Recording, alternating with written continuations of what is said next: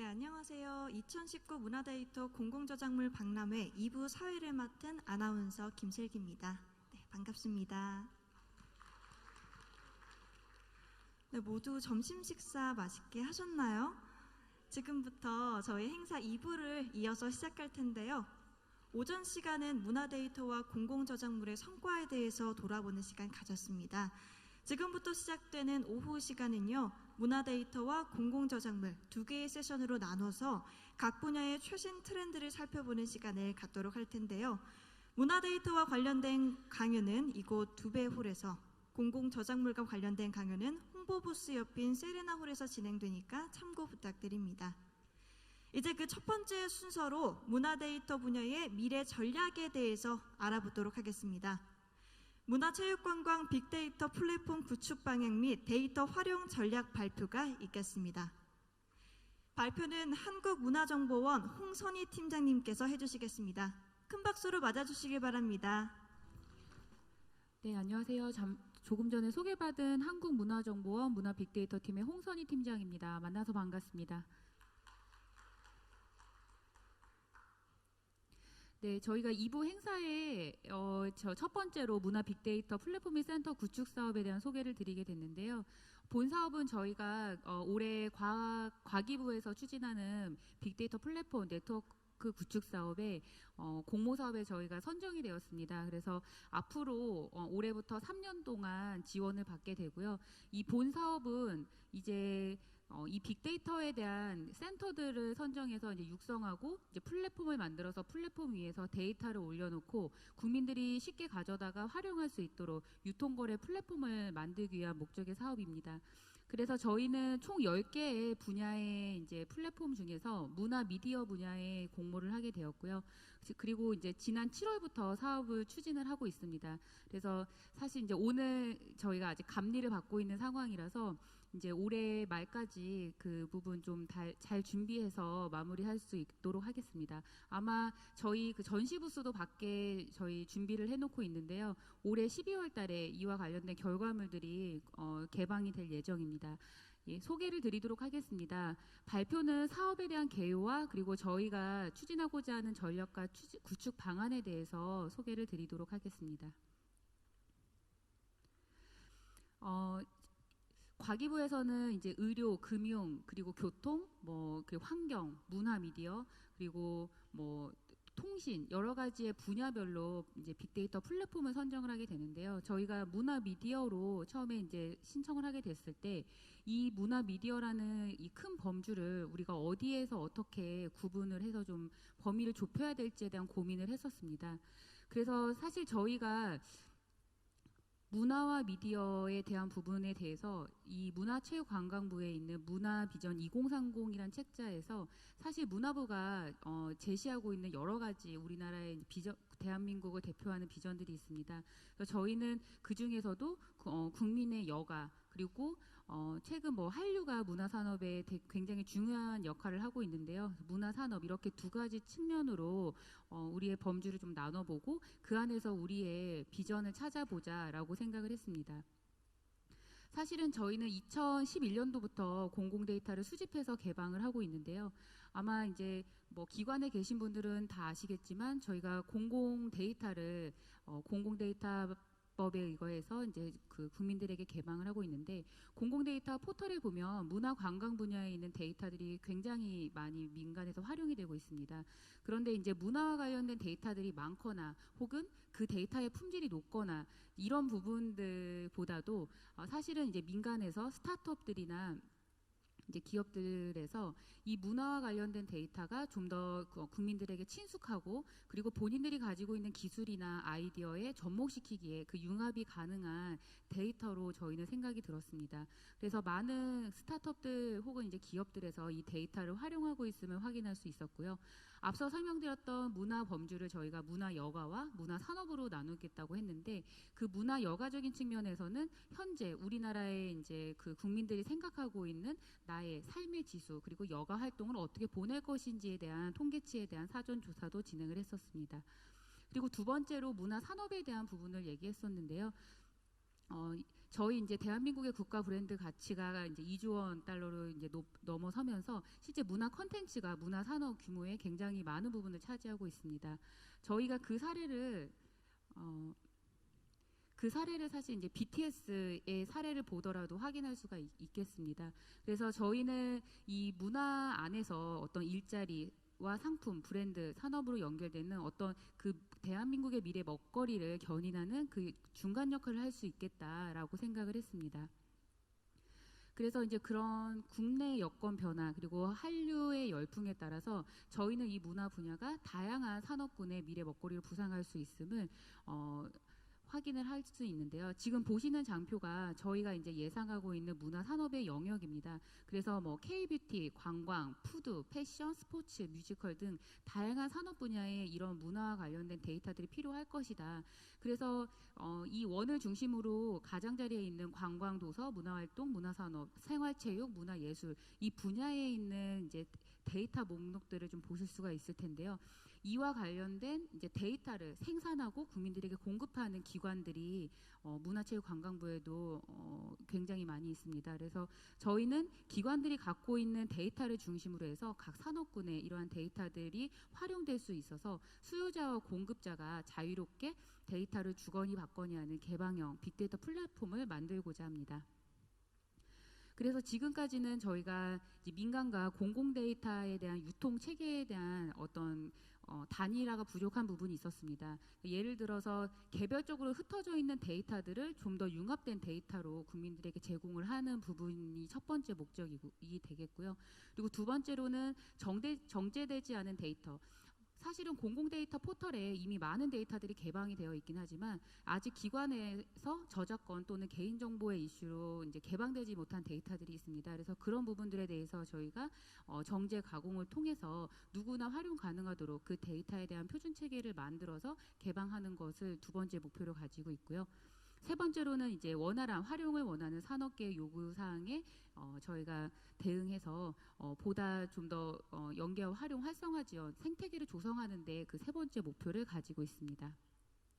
그래서 저희는 신비즈니스 산업 창출 그리고 국민들의 만족도 제고 문화 정책 수립 지원, 그러니까 산업계 그리고 국민 측면, 정부 측면에서 다양한 사업들을 준비를 하면서 이 문화와 관련된 데이터가 문화 생태계에 어떤 촉진을 할 수 있는 그래서 이런 다양한 어떤 산업군, 국민, 정부 측면에서 어떤 선진 문화 환경을 조성해서 달라지는 우리 문화 생활을 기대할 수 있겠다라고 생각을 했습니다. 저희 한국문화정보원에 대한 소개를 간단히 드리도록 하겠습니다. 지금 현재 이 플랫폼 사업의 총괄 운영 기관이기도 하고요. 저희는 2011년도부터 문화체육관광 분야의 공공데이터를 수집, 구축, 활용, 확산을 지원을 하고 있습니다.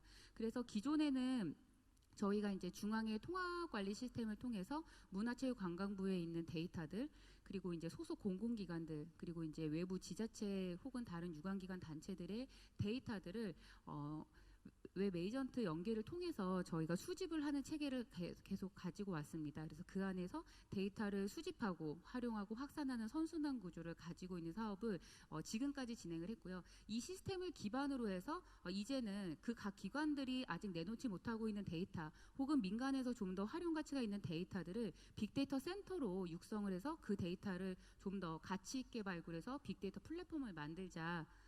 이렇게 순서가 되겠습니다. 그래서 지금까지 이제 저희가 진행됐던 내용들인데요. 아마 앞에 부스에서도 보셨겠지만 다양한 저희가 사업들을 하고 있습니다. 그래서 이와 관련된 내용들을 좀 간단히 보여주고 있고요. 이 통합관리 시스템을 중심으로 해서 저희는 뭐 데이터를 수집하기도 하고 데이터를 구축하기도 하고 그리고 뭐 실제 다른 사이트에 연계를 하거나 그리고 뭐 국민들이 무엇을 원하는지 이용자 수요 파악을 하는 그런 다양한 사업들을 하고 있습니다. 그래서 저희 한국문화정보원의 비전은 사람과 문화 그리고 정보를 연결하는 공공 플랫폼 기관입니다. 그래서 저희는 지금까지 데이터와 관련된 많은 사업들을 하고 있는데 그 안에서도 데이터와 관련된 연구 사업들 그리고 데이터 수집 가공 그리고 대국민 서비스하는 부분 그리고 최근에는 AI, VR과 같은 4차 산업혁명에 맞춰서 신기술과 접목된 공공 서비스도 제공을 하고 있습니다. 그래서 문화정보화의 전문 조직 그리고 이제 문화 도메인의 전문가, 그러니까 직접 저희가 데이터를 생산할 수 있는 그런 부분들에 대해서도 역량을 가지고 있고요. 그리고 민간과 같이 상생, 협력할 수 있는 그러한 사업들을 준비함으로써 창업 지원을 통한 데이터 서포터의 역할을 하고 있습니다. 그래서 이제 이러한 역량을 가지고 있고 지금까지 이제 민간에 굉장히 많은 데이터들이 활용이 되었고 그래서 이 빅데이터도 분명히 누군가는 필요로 할 것이고 저희가 플랫폼에 대한 확신을 갖게 되기도 했었습니다. 그래서 이제 장표에 이제 저희 성과에 대한 부분들 보실 수가 있고요. 실제 데이터를 활용한 다양한 기업들의 창업 지원 사례들.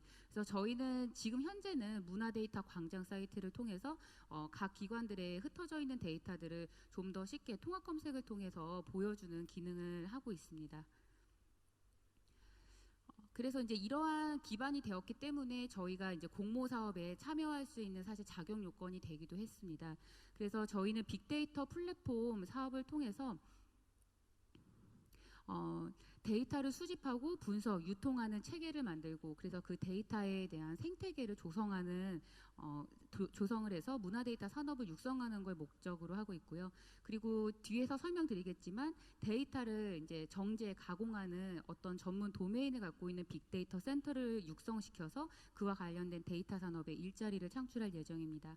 그리고 이제 민간 데이터 그리고 기관들 데이터의 네트워크를 활성화해서 보다 스마트한 문화 정책을 할 수 있는 그러한 목표를 가지고 있습니다. 이 그림은 이제 사실 가장 중요한 장표이기도 합니다. 저희가 이 사업을 하는 데 있어서 뒤에서 설명드릴 빅데이터 센터들하고 이제 유기적으로 융합이 돼야 되는 부분들을 어떻게 연결을 시킬 것인가에 대해서 저희는 어디서 먹고 놀고 자고 배우고 살 것이냐 이런 문화 소비 맥락을 통해서 이 각각의 센터들이 생산한 데이터들을 빅데이터 플랫폼 위에서 저희가 이제 융복합하는 그리고 그 데이터를 토대로 해서 모델링을 하고 그 모델링을 기반으로 한 서비스 모델을 저희가 제시하고 있습니다. 그래서 앞서 설명드렸던 문화 여가 측면에서의 국민 문화 향유를 증대하고 그리고 문화 산업을 발전시켜서 지역 경제 활성화를 목표로 하고 있습니다. 그래서 저희 전체 사업에 대한 개념도로 보시면 될 것 같고요. 이 지금 총 11개의 빅데이터 센터죠. 저희 파란색으로 표시된 게 이제 기존에 선정된 8개의 센터입니다. 그리고 이제 과기부에서 추가적으로 3개의 센터를 더 이제 선정을 해서 저희는 총 11개의 빅데이터 센터로 구성이 되어 있습니다. 그래서 보시는 것처럼 문화예술, 생활체육, 도서, 그리고 문화활동, 지역문화 그러니까 각각의 이제 대표 기관들이 있고요. 그 기관들은 또 예를 들어서 문화예술위원회 같은 경우에 문화예술위원회 이제 유관기관들, 예술경영지원센터나 문화예술교육진흥원, 뭐 그리고 그 지역의 문화재단들 이런 각각의 이제 문화예술 기관들의 데이터들을 또 이제 총망라해서 이쪽에서 데이터를 관리를 하고요. 그 안에 쌓인 데이터들이 이제 플랫폼으로 올라오게 되겠습니다. 근데 초반에 저희가 이러한 데이터를 센터를 구성하는 데 있어서는 이제 공연 시설, 체육 시설, 도서관 시설 그리고 청소년 활동진흥원과 같은 기관에서 이제 운영하는 전국의 수련원 시설들 그리고 이제 부산광역시에서 이제 잘 갖춰져 있는 이런 인프라들이 실제 저희가 이제 그 시설들을 기반한 다양한 문화 콘텐츠와 관련된 프로그램들이 운영되고 있습니다. 그래서 이제 시설을 기반으로 한 공공기관들의 센터를 구성하게 되었고요. 그리고 민간의 경우에는 이제 야놀자, 레드테이블, 레드타이처럼 이미 오토 서비스를 진행하고 있는 민간 기업들을 이제 저희가 각각의 대표적인 데이터들을 보유하고 있는 기업들로 섭외를 했고 이 부분들은 이제 향후에 이 기업 간의 어떤 콜라보를 통해서 또 다른 서비스를 창출할 수도 있다라는 부분들에 대해서 기대를 하고 있습니다. 그리고 추가적으로 저희가 문화 미디어 플랫폼인데 미디어가 없습니다. 그래서 이제 그 부분에 있어서 그 부분에 있어서 시청률 가구당 시청률에 대한 데이터, 광고에 대한 분석 데이터를 보유하고 있는 TMNS라는 이제 회사가 참가를 하게 됐고, 그리고 한류와 관련해서 이제 외국인 관광객들의 데이터를 갖고 있는 센터가 들어오게 됐고요. 그리고 이제 아무래도 이런 문화적인 문화 전체에 대한 스토리를 흐름에 있어서 소셜 데이터가 빠질 수 없겠죠. 그래서 데이터 마케팅 코리아까지 해서 총 11개의 빅데이터 센터로 구성을 하게 되었습니다. 그래서 이 부분은 저희가 이제 기존에 왼쪽에 있는 부분은 이제 기존에 저희가 공공 데이터를 수집하는 기반이 될 것이고요. 오른쪽에 있는 부분들은 총 11개의 빅데이터 센터들이 갖고 있는 데이터들을 기반으로 해서 저희가 이제 융복합을 할 수 있겠다라는 전체적인 데이터 맵을 보실 수가 있겠습니다.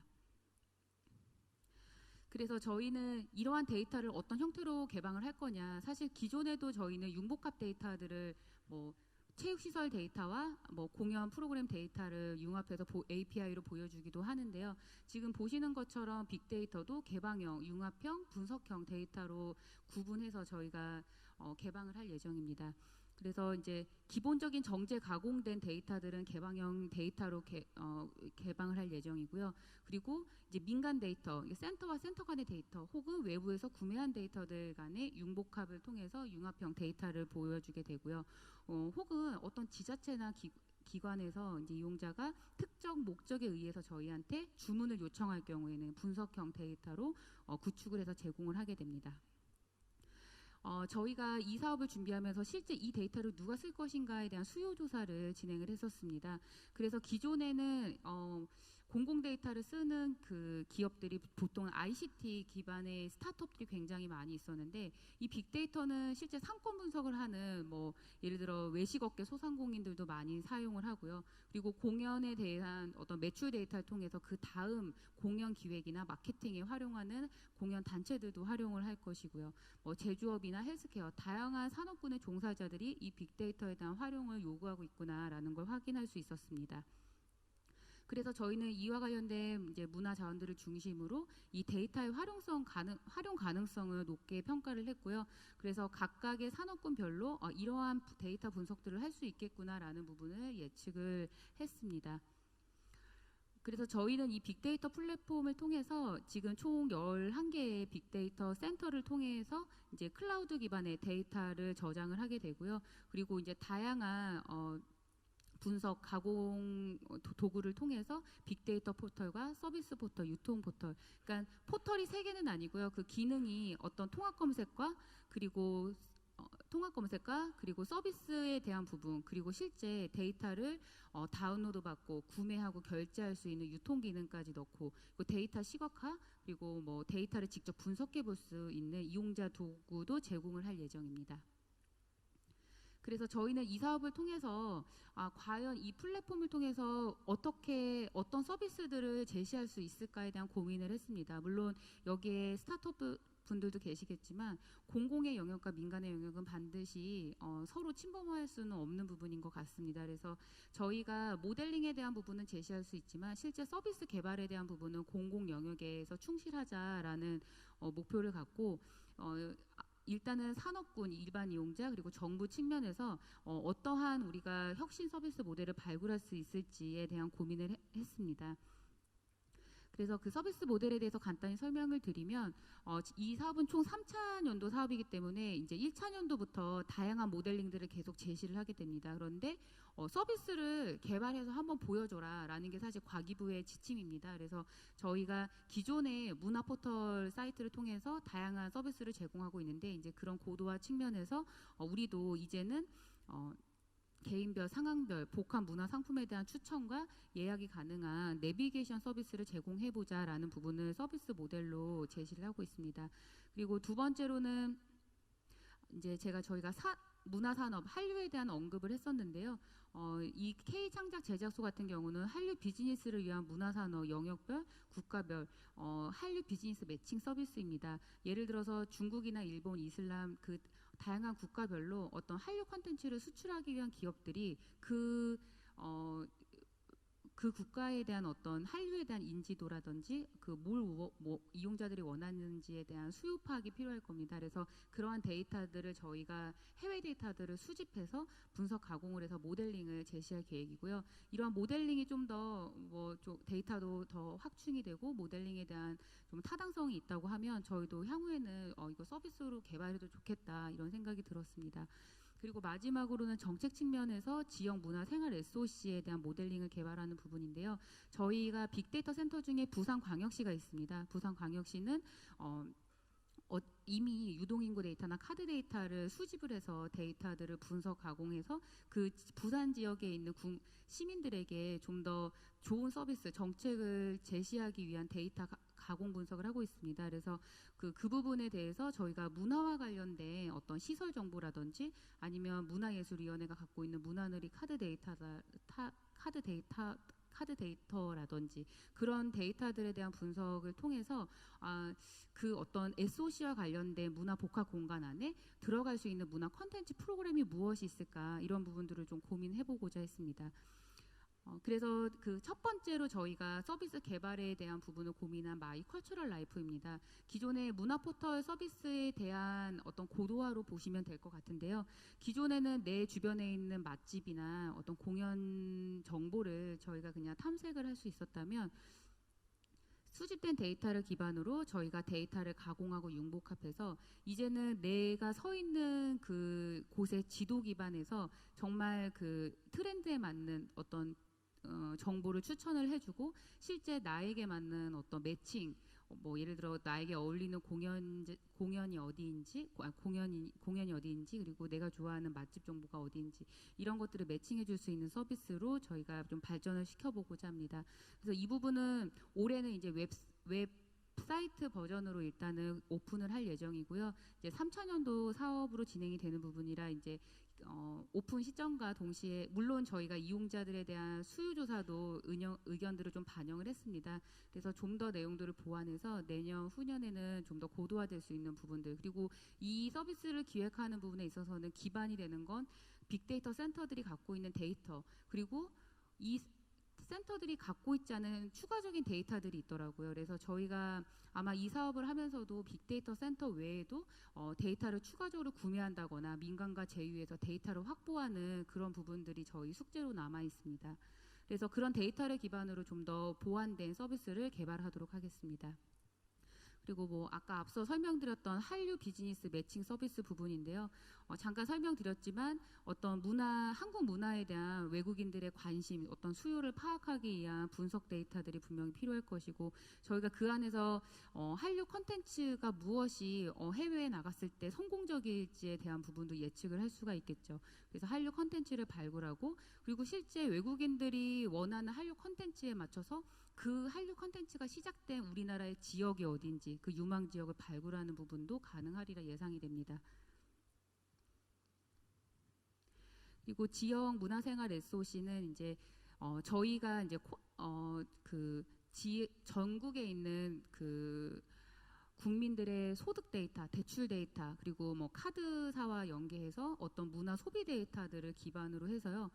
실제 부산시가 갖고 있는 데이터들을 저희가 문화 소비와 연계를 해서 실제 전국 대비 부산에서 얼마만큼 문화 활동에 대한 수요가 있고 얼마나 많은 활동이 이루어지는지, 그래서 거기에 SOC와 관련된 문화 복합 공간에 필요한 프로그램이 어떤 것들이 있는지, 그런 부분들을 좀 분석해서 실제 그 과에 한번 제시를 해보고자 합니다. 사실 부산시랑 이야기를 할 때는 부산에 있는 통계 빅데이터 센터와 이야기를 하고 있지만 이 SOC 정책을 수립하는 현업부서가 따로 있습니다. 그래서 실제는 정책을 만드는 분들과 계속 이야기를 해야 되는 부분들이 있습니다. 그래서 사실 빅데이터 센터 혹은 저희와 같은 빅데이터 팀 같은 경우에는 그 현업부서의 의견을 들어보는 게 굉장히 중요하더라고요. 그래서 저희 정보원에서도 실제 서비스를 운영하는 다양한 사이트들의 담당자들 의견들을 좀 수렴해서 앞서 설명드렸던 마이 컬처럴 라이프도 좀 더 계속 보완을 해 나가고자 하는 부분이 있습니다.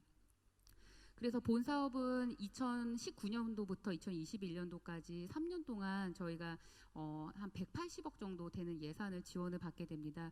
그래서 각각의 빅데이터 센터들이 갖고 있는 데이터들을 이제 올해 570종을 저희가 민간에 개방을 하게 되고요. 매년 그 데이터에 대한 갱신과 추가적인 데이터 확보를 통해서 개방을 하게 되고, 그리고 잠깐 앞서서 모델링에 대한 부분을 설명을 드렸는데 그런 부분들도 좀 더 다양한 모델링을 만들어서 제시를 할 예정입니다. 그리고 이와 관련해서 뭐 스타트업들에 대한 뭐 어떤 창업 지원이나 뭐 경진 대회, 뭐 이런 인력 양성에 대한 부분들도 계속 진행을 하면서 생태계 조성 확산에 기여를 할 예정입니다. 네, 그래서 저희가 이 사업을 통해서 계속 앞서서 산업군, 네, 산업군, 일반 국민, 정부 측면에서 이야기를 하고 있는데요. 그래서 국민들에게는 다양한 정보와 서비스를 제공하고, 그리고 이용자 니즈에 충족하는 데이터 제공, 그리고 정부 측면에서는 신뢰할 수 있는 문화 정책을 제공하는 것을 기대 효과로 가지고 있습니다. 네, 그 시간이 짧아서 사실 저희 이제 뭐 뒤에 실제 구축하는 이야기나 이런 것들은 거의 다 생략이 되었습니다. 그런데 저희의 사업의 취지와 그리고 구축하고자 하는 방안에 대해서 간단히 소개를 드렸고요. 혹시 토론하는 자리에서 추가적인 질문이 있으시거나 궁금한 점들에 대해서는 답변 드리도록 하겠습니다. 이상 발표를 마치도록 하겠습니다. 감사합니다.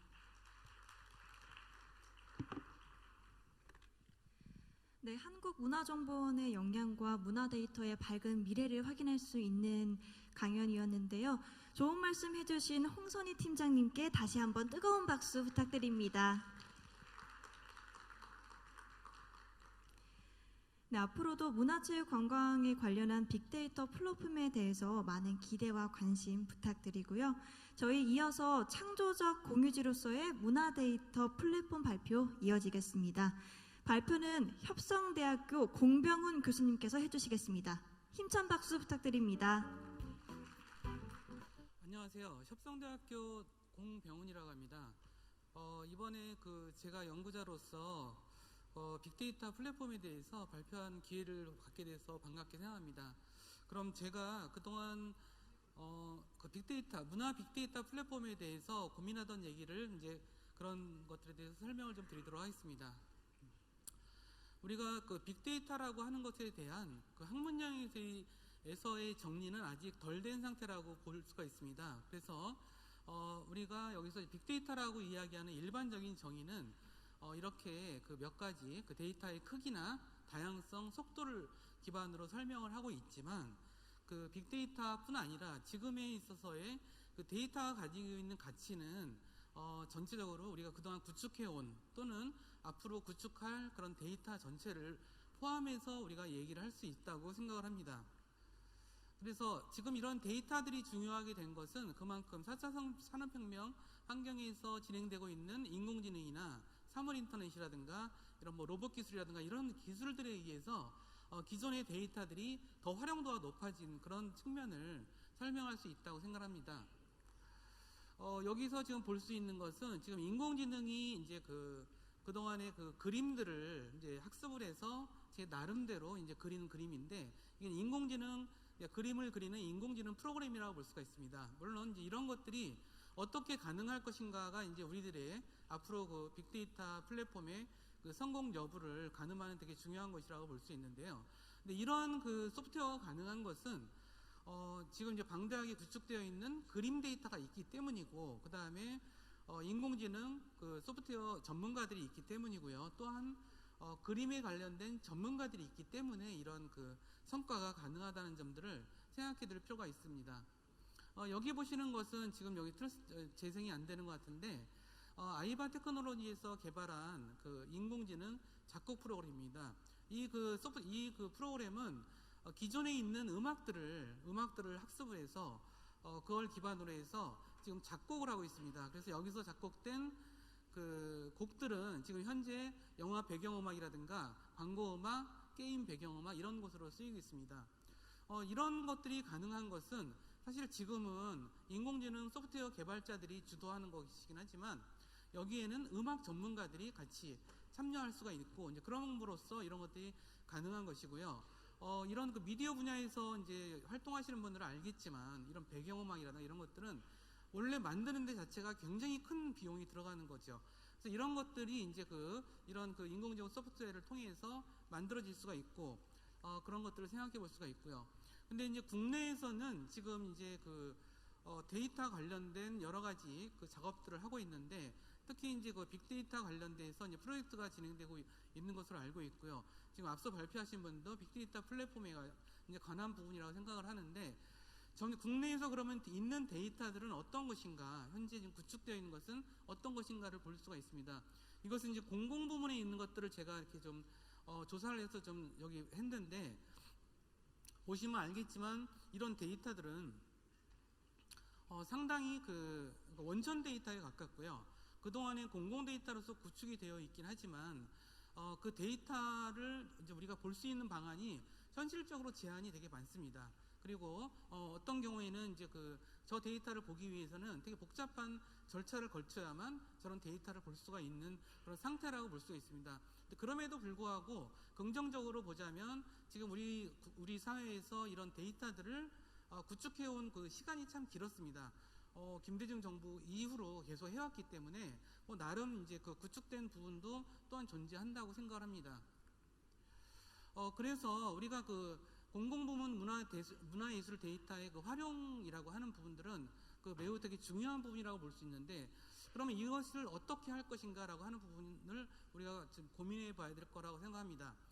기존의 공공기관이나 국가에서 이제 구축한 데이터라고 하는 것, 또는 기업 신용카드 회사라든가 이런 쇼핑몰이라든가 이런 쪽에서 구축하고 있는 데이터라고 하는 것은 사실은 이제 개별 기업에서 가지고 있는 데이터라고 볼 수도 없고요.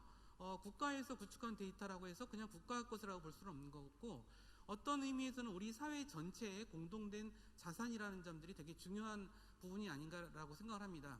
그래서 예를 들어서 우리가 디지털 아카이브로 구축이 되고 또는 개발될 수 있는 그런 문화 데이터가 존재하는 것 같고요. 그 다음에 우리나라가 워낙 소셜미디어가 굉장히 활발하기 때문에 소셜미디어를 통해서 계속 구축되는 그러한 어떤 빅데이터가 존재한다고 생각합니다.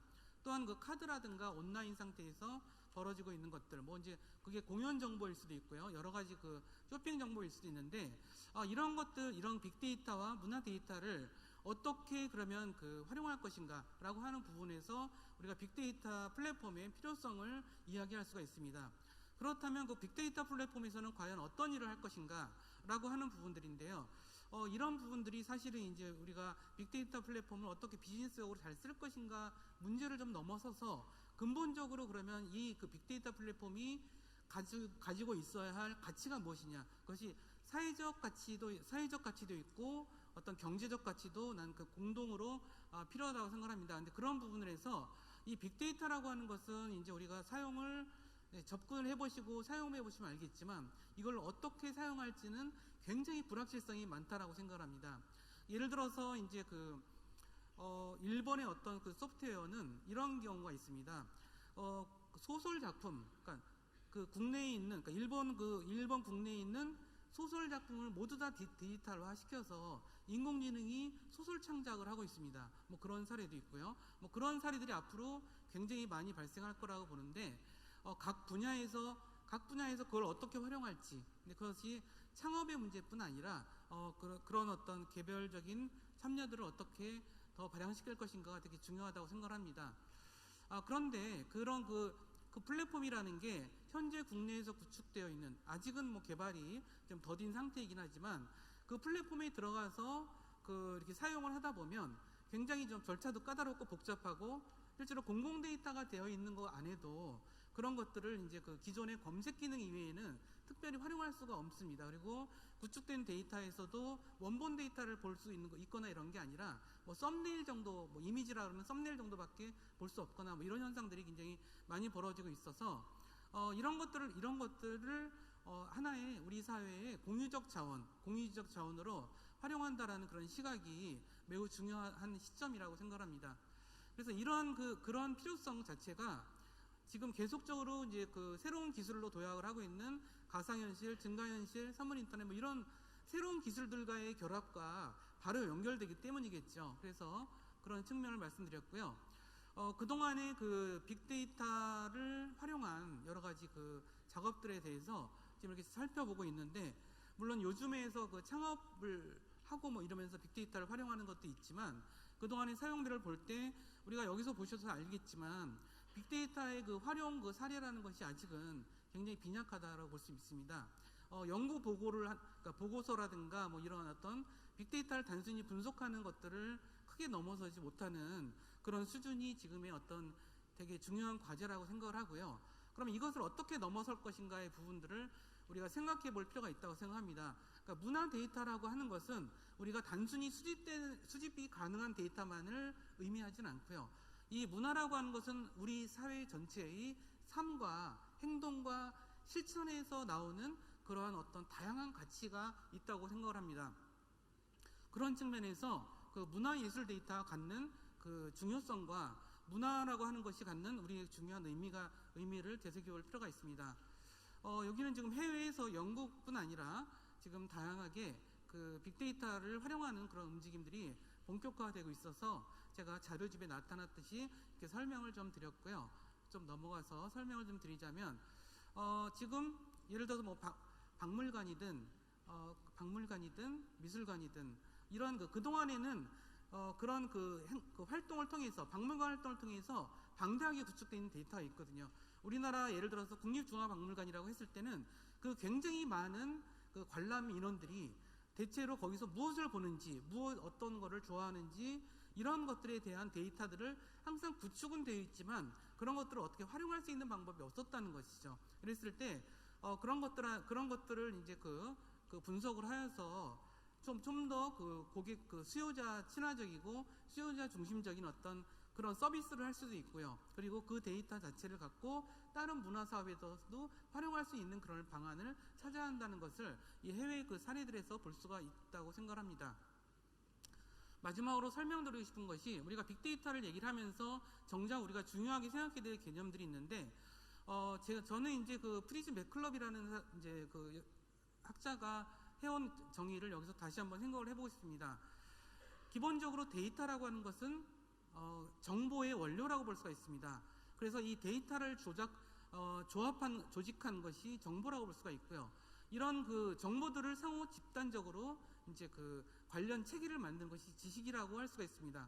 그랬을 때 이 지식이라는 것은 여기선 되게 광범한 의미로 제가 말씀을 드리는 거고요. 우리가 알고 있는 지식뿐 아니라 문화, 예술, 콘텐츠, 공연 이런 모든 것들을 우리가 지식이라고 봤을 때 이 지식이라는 것은 점차 더 복잡해지고 창의성을 더 요구하는 부분이기 때문에 과거에 개인으로서만이 그 창작을 하고 이런 것들을 넘어설 수밖에 없는 이제 그런 환경이 점점 고도화되고 있는 부분들이 그러니까 지식의 사회성이 더 중요하게 강조되는 그런 시점이라는 말씀을 드리고 싶습니다. 우리가 위키피디아를 이제 사용해 보셔서 알겠지만 위키피디아는 끊임없이 새로운 지식 항목들을 만들고 있습니다. 그래서 만들어진 항목을 갖고 많은 사람들이 토론하면서 보완하고 이런 작업들이 끊임없이 계속 그 365일 벌어지고 있죠. 이를 통해서 그 사용자들이 또 다양하게 참여함으로써 그 위키피디아가 더 풍성해지고 이런 관계를 공유지이긴 하지만 거기서 창조적인 활동이 벌어진다는 의미에서 창조적 공유지라고 정의를 할 수 있습니다. 그래서 빅데이터가 그렇다면 빅데이터가 지향해야 될 바는 창조적 공유지로서의 문화 데이터의 공유적 자원이 되는 것이 그 빅데이터, 문화 빅데이터가 가야 될 그러한 길이라는 점들을 좀 설명을 드리고요. 그래서 이런 것들은 트렌드의 거대한 변화, 그 다음에 과학적 분석을 통해서 여러 가지 다양하게 활용되는 부분뿐 아니라 물론 비즈니스에서도 새로운 가치가 나오고 실시간 분석을 통해서도 우리가 여러 가지 그 고객들에 대한 평가, 그 정책 평가도 할 수가 있고요. 근데 중요한 것은 이 그 플랫폼, 공유지 플랫폼, 그러니까 창조적 공유지 플랫폼으로서 우리가 많이 생각해야 될 것은 협업 관계라고 볼 수가 있습니다. 우리가 아까 그 인공지능에 대해서 말씀을 드렸지만 인공지능만 하더라도 소수의 개발자들이 이제 그 개발하는 체계를 훨씬 벗어나야 하거든요. 그래서 이런 그 빅데이터 플랫폼이 어떻게 다양한 어떤 그 전문가들을 협업할 수 있게 할 것인가라고 하는 것이 우리가 그 빅데이터 플랫폼의 성패를 좌우할 되게 중요한 것이라고 생각을 해서 근데 아까 발표하신 것들을 보면 거기에 이제 교육도 있고 다양한 어떤 협업 기회를 마련한 것 같아서 참 반갑게 생각을 합니다. 그래서 우리가 결론적으로 말씀드리면 지식의 창조적 공유지라는 것은 공유적 자원을 기반으로 우리가 어떻게 지식을 생산하고 공유하고 이런 것을 하기 위해서 참여자들이 어떻게 협업하고 그 속에서 협업을 하고 그것을 또 새로운 것들을 만들고 그 새롭게 만든 것이 이 공유지를 또 풍부하게 만드는데 이제 사용될 수 있는가 이런 부분들이 이제 그 창조적 공유지의 되게 중요한 부분이라고 생각하고 앞으로 문화 빅데이터 플랫폼이 이런 역할을 할 수 있기를 진심으로 바랍니다. 네, 감사합니다.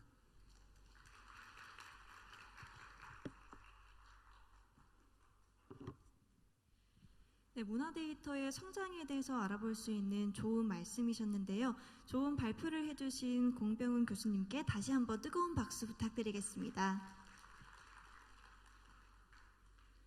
네, 오늘 문화데이터 관련한 강연 이어서 들으셨는데요. 흥미롭게 들으셨나요?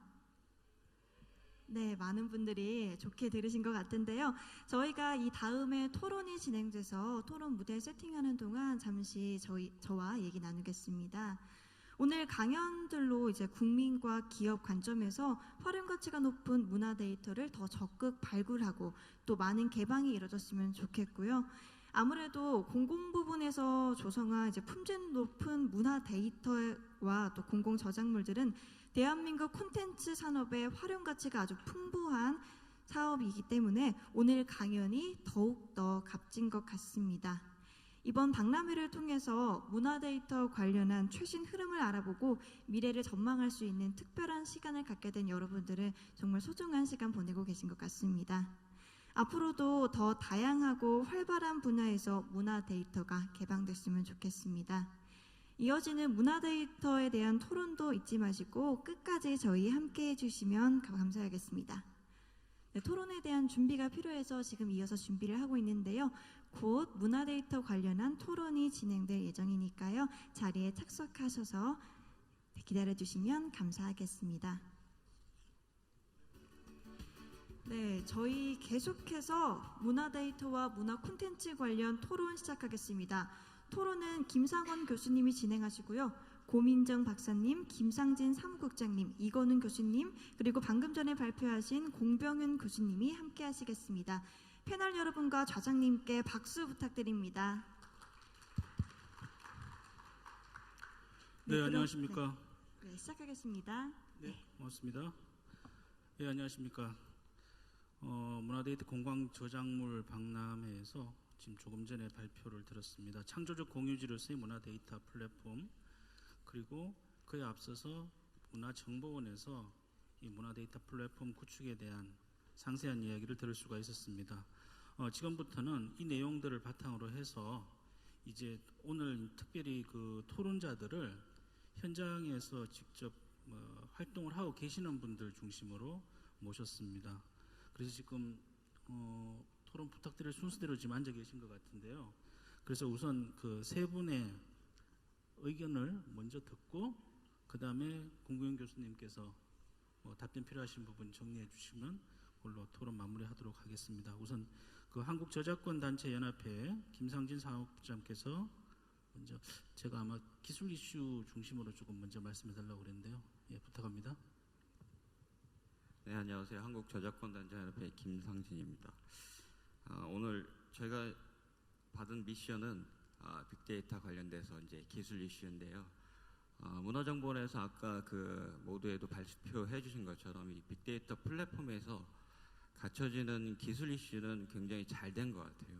너무나 잘 돼 있어서 다른 의견을 드릴 수 없을 정도로 촘촘하게 되어 있다 느껴졌는데요. 근데 그게 3개년도 사업인데 이게 마치 좀 일반 산업으로 비유하게 되면 그 문화정보 빅데이터 플랫폼과 문화정보원에서 하드웨어까지 만들면 마치 구글 같이 보여요. 뭐 애플이나 뭐 그다음에 아마존 같이.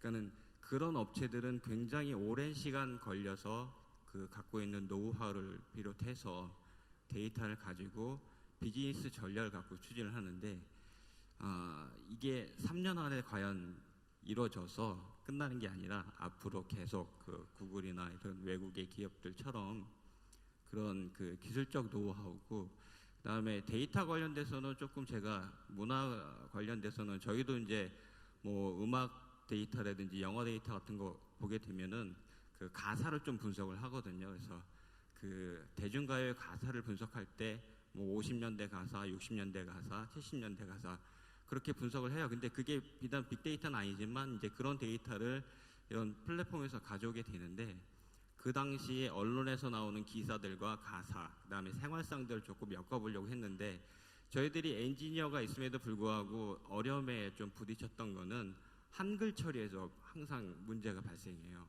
그러니까 가사가 주는 그 맥락이 있어요. 혹은 기사가 주는 맥락이 있는데 이런 맥락을 찾기에 형태소 분석이라든지 아니면 뭐 분용어라든지 이런 것들만으로서는 이 우리가 원하는 아까처럼 이제 서비스 굉장히 많이 말씀해 주셨는데 이 서비스를 정확하게 구현하기가 굉장히 어려워지는 부분들이 있더라고요. 그래서 엔지니어 측면에서는 당연히 한글에 대한 부분은 이미 만들어진 엔진을 쓰고 있는 부분이 있는데 그런 것들이 굉장히 현재로서는 우리가 왜 문화정보 데이터를 얘기하면서 한글에 대한 이런 정보들이 차곡차곡 쌓이지 못했을까 하는 굉장히 아쉬움이 많거든요. 그래서 그런 부분들이 이번에 그 빅데이터에 쌓일 때 한글 처리라든지 한글 고어라든지 그다음에 한글 관련된 여러 가지 데이터들이 같이 쌓여 있어서 1600년대 혹은 1700년대의 그 한글 소설을 비롯해서 그 사회를 조금 시뮬레이션할 수 있는 그런 데이터. 왜냐하면 우리가 작은 데이터를 가지고 지금 현재 있는 데이터를 가지고 아무것도 없는 미래를 예측하듯이 그 데이터를 활용해서 과거까지 좀 재구성하거나 시뮬레이션할 수 있는 그런 영역으로 좀 퍼져지게 되면 일반 국민들이 원하는 다양한 서비스 아까처럼 뭐 위치 기반으로 내가 만약에 뭐 경복궁에 갔거나 창덕궁에 갔을 때 그 1500년대의 현상이 VR 혹은 AR로 내 눈앞에 펼쳐지는 그런 재미있는 서비스들이 굉장히 많아질 거라 보여지거든요. 그래서 그런 부분들이 조금 보완됐으면 하는 바람이 있습니다. 예, 고맙습니다. 지금 말씀하신 것 중에 한글 처리라고 하는 건 아마 코퍼스 얘기하는 거죠. 예, 그거에 이제 그 현대어뿐만 아니라 고어에 대해서도 그다음에 시기적으로 그다음에 또 하나 지금 중요한 게 이제 방언에 대한 부분들도 있을 겁니다. 제 개인적인 경험으로는 중아시아 지역에 이제 그 고려인들이 쓰던 말들이 있습니다. 고려말이라고 이제 자기들은 얘기를 하는데 사실은 사군 육진에 있던 육진 방언이 오랫동안 이 우리나라와 한국과 교류가 없이 거기에서 고착이 되면서 러시아어 어법과 예전에 그 고어의 어법들이 그대로 융합이 되어서 남아있는 하나의 다이얼렉을 갖다 형성을 했었는데 우리나라하고 교류가 이렇게 활발해지면서 그쪽에서 한국어에 대한 교육이 100% 표준어 교육이 되면서 이 고려어가 거의 그 사멸이 되는 그런 상태가 되어버렸습니다. 그래서 다른 자료를 가지고서 접근을 해야 되는데 이러한 기준들 그러니까 일종의 그 시스로스 같은 것들이 있어가지고 기준이 이렇게 새롭게 구축되는 빅데이터들 그러니까 이렇게 데이터가 연결이 될 때 어떤 기준점으로 작동할 수 있는 그런 체계의 필요성을 말씀하신 걸로 이해를 하고 있습니다. 네. 이어서 재미있는 재단의 이사장이신 고민정 박사께서 말씀을 해주시겠습니다. 안녕하세요. 재미있는 재단의 고민정입니다. 오늘 이 주제에서 저한테 부탁을 하신 부분은 이 공공 데이터, 문화 데이터 부분의 활용 부분에 대해서 저한테 부탁을 했는데 듣자마자 왜 나한테 매우 어려운 활용 부분은 정말 어려운 것 같습니다. 이 공공과 민간의 데이터 이 부분들이 영역이 차츰 허물어지고 있는 지금 과정에 있고요. 그리고 제가 보기에는 이 활용 부분에서 금융권의 기업이나 개인이 신용평가하는 데는 확실히 활용을 제대로 잘하고 있다는 생각이 들었는데요. 공공 부분은 약간 다른 것 같습니다. 민간의 다양한 SNS 데이터 이런 것들을 기반으로 해서 공공 정책을 잘 수립할 수 있고 그리고 그게 정책이 기본적으로 잘 이루어질 수 있게끔 이런 부분들이 활용이 돼야 된다고 생각하는데 아직까지는 이 빅데이터 이 부분 자체가 분석하는 그 부분까지 활용하는데 멈춰 있는 것 같습니다. 그런 면에서 효율성, 활용이라는 부분들은 사실 효율성을 생각해야 되는 부분이 있는데 이 부분들은 아직 굉장히 미약한 것 같고요. 데이터 거버넌스 시대에 있어서 아까 그 공 교수님께서 말씀하셨는데 가장 필요한 게 이게 이제 공유한다는 개념에서 국가 중심 그리고 지자체 중심으로 가야 되는데 그 부분에 있어서 협업하는 이 네트워크를 만드는 이 부분들은 쉬운 문제가 아닌 것 같습니다. 고령화 시대에 사례를 하나 보니까 EU나 유럽 쪽에서는 이 치매 문제를 하나 가지고 빅데이터를 가지고 국가 간 연합을 해서 사회적 비용을 줄이고 그리고 그 부분에 대해서 계속 연구를 할 수 있고 빅데이터를 활용해 가지고 서로 국가 간 연합을 해서 네트워크를 만들어서 협업을 하는 이 빅데이터 협업을 하는 국가 간의 이 네트워크 자체를 보고 우리나라도 1차적으로는 지자체, 그다음에 부처 이런 부분들에 있어서 빅데이터 부분들을 서로 네트워크를 만들고 협업할 수 있는 이 구조를 먼저 만드는 것들이 제일 첫 번째로 필요하지 않을까. 그리고 그 다음에 일단 아시아권의 문제도 있습니다. 안보. 이 빅데이터 부분의 활용에 있어서는 안보 부분과 보안, 위험 관리 이 부분과 건강 문제, 관광 여러 가지 이슈가 있는데 이 부분들도 사실은 아시아권 국가 간의 빅데이터 부분에서 서로 공유하고 협업하는 네트워크를 만들 필요성이 있지 않을까. 거기서 제대로 된 활용이 나올 수 있지 않을까 생각을 합니다. 네, 여기까지입니다. 시간 제약 그렇더니 말을 다들 이렇게 빨리 하세요. 예, 활용 측면에서 지금 그 지자체 내지는 국가 네트워크상에서의 어떤 거버넌스의 문제, 그 다음에 여기에 대한 공유의 체계, 네트워크 이런 말씀들을 주로 해주셨고요. 치매라고는 구체적인 사례를 통해서 아까 지금 말씀을 하셨는데 이런 데이터들이 지금 앞서 그 문화정보원에서 말씀하신 그 시스템들을 보면은 데이터들을 모으는 그 패턴이라든지 아니면은 구조적인 이야기들은 하고 있습니다만 이거에 대해서 어떤 식으로 아젠다를 짜 나갈 것인가 하는 문제들을 좀 말씀을 해주시면은 활용하는 쪽에서 훨씬 더 쉽게 접근할 수 있지 않을까 하는 생각이 하나 들었습니다. 그래서 요거는 공 교수님이 좀 이따가 보충을 좀 해주시면 좋을 것 같습니다. 예, 그 다음에 글로벌 사이버 대학교의 이건웅 박사께서 말씀을 해주시겠습니다. 예, 소개받은 이건웅입니다. 저는 그 공병 교수님 그 발표 잘 들었고요. 두 가지 측면에서 한번 좀 논의를 했으면 좋겠어요. 그래서 하나는 이제 공공 분야에서 어떤 의미가 있는지, 하나는 민간 분야에서 어떤 의미인지 한번 제가 의견을 묻고 싶은데요. 앞서 잠깐 언급을 하셨는데 AI가 소설을 창작함에 있어서 사실은 아직 한계가 좀 많이 있다고 제가 알고 있습니다. 제가 아는 범위 내에서 이미 이제 사람이 미리 이제 설정해 놓은 스토리나 문체에 따라서 단어를 조합해서 그럴싸한 문장을 만드는 정도의 수준으로 제가 알고 있고요.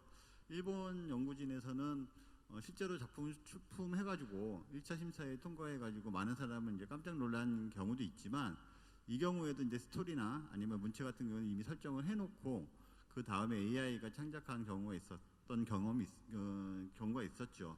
물론 이제 결과나 기승전결 같은 그 소설이 갖춰야 할 요소들이 약간 좀 빠진 경우가 많이 있다고 알고 있습니다. 그래서 아직은 AI가 그 소위 말하는 인간의 그 창작의 정수라고 부르는 문학의 범주까지는 가지 않았다는 얘기를 많이 들었는데 교수님 생각은 어떤지, 그리고 그런 창작의 범위까지 AI나 빅데이터를 통해서 그 다다를 수 있는지에 대한 의견 한번 묻고 싶고요. 두 번째로는 유럽 같은 경우는 유로피아나라고 해가지고 사실은 디지털 라키비움 같은 그 시도를 많이 하고 있죠. 라키비움이라고 하면 이제 박물관 기록과 뭐 도서관 같은 것들을 이제 융합해가지고 아카이브 같은 것들을 만드는 건 사업을 말하는데 사실 이 사업은 미국이나 중국이나 유럽 같은 경우는 국가 차원에서 굉장히 열심히 하고 있고 바이두 같은 중국의 민간 기업 같은 경우도 굉장히 열심히 하고 있죠. 뭐 미국의 구글은 뭐 가장 대표적인 기업이라고 할 수 있고요. 그렇다고 한다면 우리나라는 공공의 영역에서 도서관은 도서관끼리 그 공공 저작물을 이렇게 공유하고 하는 것이 아니라 미술관에 있는 미술 작품 아니면은 기록관에 있는 작품들, 뭐 기록관에 있는 문헌들까지 다 포함해서 공공으로 이렇게 아카이브를 만들 수 있는 프로젝트를 국가 단위에서 할 수 있지 않나 하는 생각도 들고요. 이런 것들이 우리나라에서는 어떻게 진척되고 있는지 좀 궁금합니다. 예. 네, 공공분야 산업분야에서 인공지능 적용으로 인해서 일어나는 창작들, 아까 그 공 교수님 사례에서 여기까지 보여주셨는데 그거에 대한 한계에 대한 질문이 하나 있었고요. 그 다음에 유럽 사례에서 볼 수 있는 그 유로피아나 같은 그 국가 간의 어떤 그 포탈 내지는 데이터 플랫폼을 통해서 협업 체계를 만들어 나가는 과정. 그런데 이것이 우리나라 같은 경우는 사실 이제 국가 단위로 지금 진행이 되고 있는 상태인 거고 중국이나 미국 같으면은 바이두나 구글과 같은 민간 업체에 의해서 선도적으로 치고 나가는 그런 현상들을 확인을 할 수가 있었습니다. 이런 과정에서 사실 그 상업적이라고 하는 그 목적성이 배제가 되면서 구축이 될 때 그 분야별의 어떤 칸막이 같은 것들, 사실 아마 이 앞에 지금 보여주신 모델에서도 이 칸막이를 제거하는 데 있어 가지고 상당한 노력을 기울였지만 그게 완전히 해소는 되지 않는 것 같아요. 그래서 이런 부분에 대해서 디지털 저작물의 지금 서로 다른 활용, 연계 이런 부분에 대한 말씀까지 지금 하신 것 같고 대강 한 그 세 가지 정도 공 교수님이 좀 말씀해 주시면 좋겠습니다. 너무 복잡한 주제를 너무 여러 개를 얘기하게 돼서 일단 제가 간단하게 저 개인적인 그동안 제가 연구자로서 봐온 그런 개인적인 의견을 덧붙여서 말씀을 드리도록 하겠습니다. 우리나라에서 지금 인공지능 기술이 굉장히 빨리 발전하고 있음에도 불구하고 어떤 면에서는 개발이 되게 덜 되는 부분이 있거든요. 예를 들어서 지금 이제 아마존에서 만든 알렉사 같은 경우는 미국에서 선풍적인 인기를 끌고 있고 굉장히 활용도가 높습니다. 그럼에도 불구하고 우리나라에 이제 개발되어 있는 인공지능 스피커는 한번 사용해 보신 분은 알지만 굉장히 수준이 낮고 별 기능을 발휘를 못하거든요. 물론 여러 가지 나아지고 있긴 하지만요. 근데 그런 것들에 대한 근본적인 거에는 뭐가 있냐면 우리가 쓰는 한글이라고 하는 것이 이런 어떤 인공지능 소프트웨어가 처리하기에는 굉장히 어려움이 있다는 얘기를 인공지능 개발자들한테 참 많이 듣습니다. 근데 물론 이제 그것이 속도가 느릴 뿐이죠. 사실은 영어에 비해서 속도가 느릴 뿐이지 계속 진도가 나을 거라고 생각이 든다는 생각이 들고, 오히려 한글의 문제가 제기됐을 때 저는 어떤 생각이 들었냐면 앞으로 새로운 기술이나 빅데이터에 관련된 이슈가 거의 분야를 막론하고 계속 되게 이슈가 되거든요. 이런 것들은 이제 우리나라의 국어학을 연구하시는 분들이 이런 부분과 굉장히 해야 될 작업들이 굉장히 많다라는 부분을 우리가 생각할 수 있는 것 같습니다. 그리고 또 하나가 이제 뭐가 있냐면 우리나라에서의 빅데이터 관련돼서 지금 이제 여기서 문화정보원에서 하고 있는 사업도 그렇고 사실은 국가에서 세금을 들여서 이런 작업들을 하고 있죠. 물론 이제 일반 기업들도 여기에 참여를 하고 있는 걸로 알고 있는데 우리나라의 구조, 그러니까 우리나라의 데이터를 가치 있는 데이터를 축적하는 구조가 외국이랑 좀 다른 면이 있거든요. 그러니까 예를 들어서 구글 같은 경우는 자기 돈을 들여서 전 세계에 있는 책들을 디지털화 시켰잖아요. 이제 이런 모습과 달리 우리나라에서는 공공 부문이 이러한 어떤 데이터 인프라를 구축하는데 굉장히 적극적으로 나서고 있다라고 이제 하는데, 근데 이런 것들에 대해서 어떻게 생각해야 될 것인가를 우리가 좀 고민해 볼 필요가 있는데, 그건 뭐냐 하면 제가 생각하기에는 외국과 다르다. 일본과도 다르고 미국과도 다르고 우리나라는 우리나라 나름대로의 빅데이터가 가치 있게 쓰이는 어떠한 모델이 형성되고 있는 것이 아닌가라고 하는 부분에 좀 주목하는 부분이 있고요. 이제 아까 질문하신 것 중에서 인공지능 소설 창작에 대한 이야기를 하셨는데, 요거는 이제 아까 제가 잠깐 보여드리고 싶었던 인공지능 음악 작곡 프로그램도 이제 같이 얘기를 드릴 수 있을 것 같은데, 이거는 이제 몇 가지 우리가 스펙트럼으로 생각할 것이 있는 것 같아요. 뭐냐 하면 기존의 창작자들이 이 인공지능 프로그램을 씀으로써 자신의 창작의 범위와 역량을 엄청 확대시킬 수 있다라고 하는 그런 가능성에 대한 부분도 있거든요.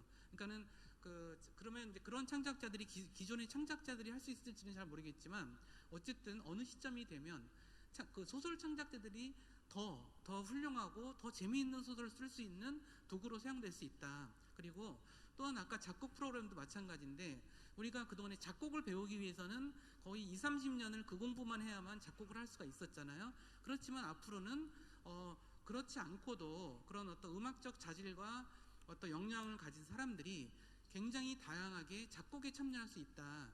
그런 가능성을 보여주고 있고, 그런 가능성이 우리나라와 같이 기술에 대해서 되게 대중들이 좀 너무 낯설어하지 않고 기술을 적극적으로 활용하는 우리나라 같은 나라, 또는 창조 어떤 크리에이티브가 너무 뛰어난 우리나라 같은 나라에서는 그런 기술적인 그런 방법들이 가져올 부정적인 현상도 물론 있겠지만 오히려 저 긍정적으로 활용될 수 있는 가능성이 너무 많다.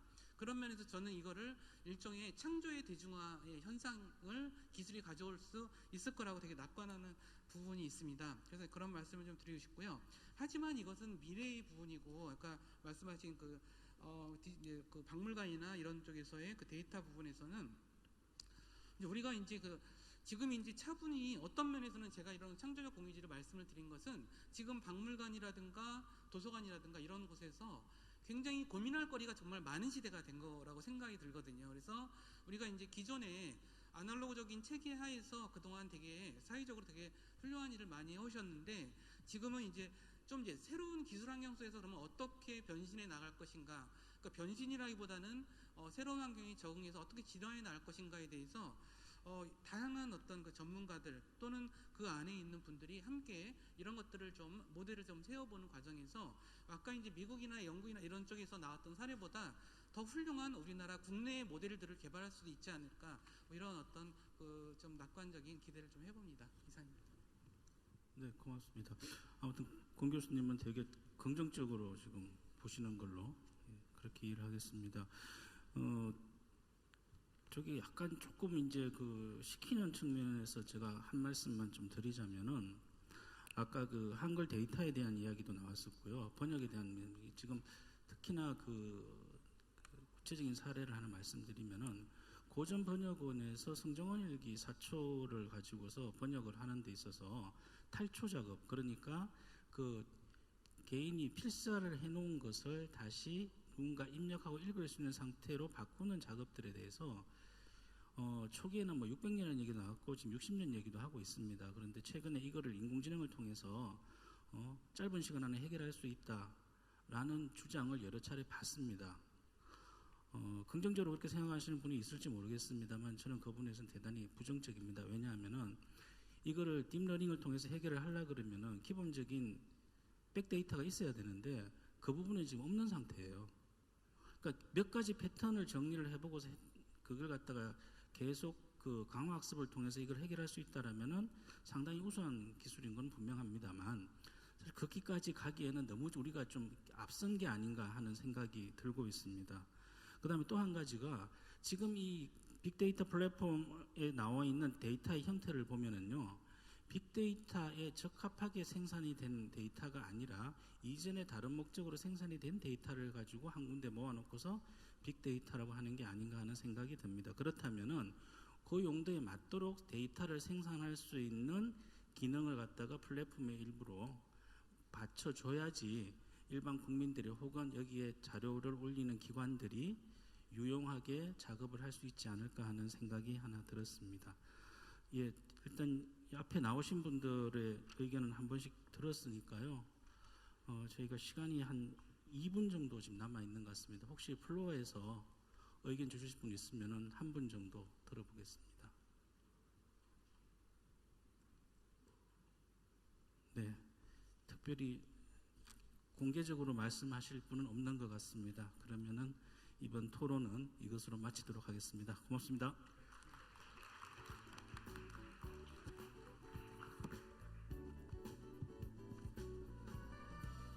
네, 저희 강연 이어가도록 하겠는데요.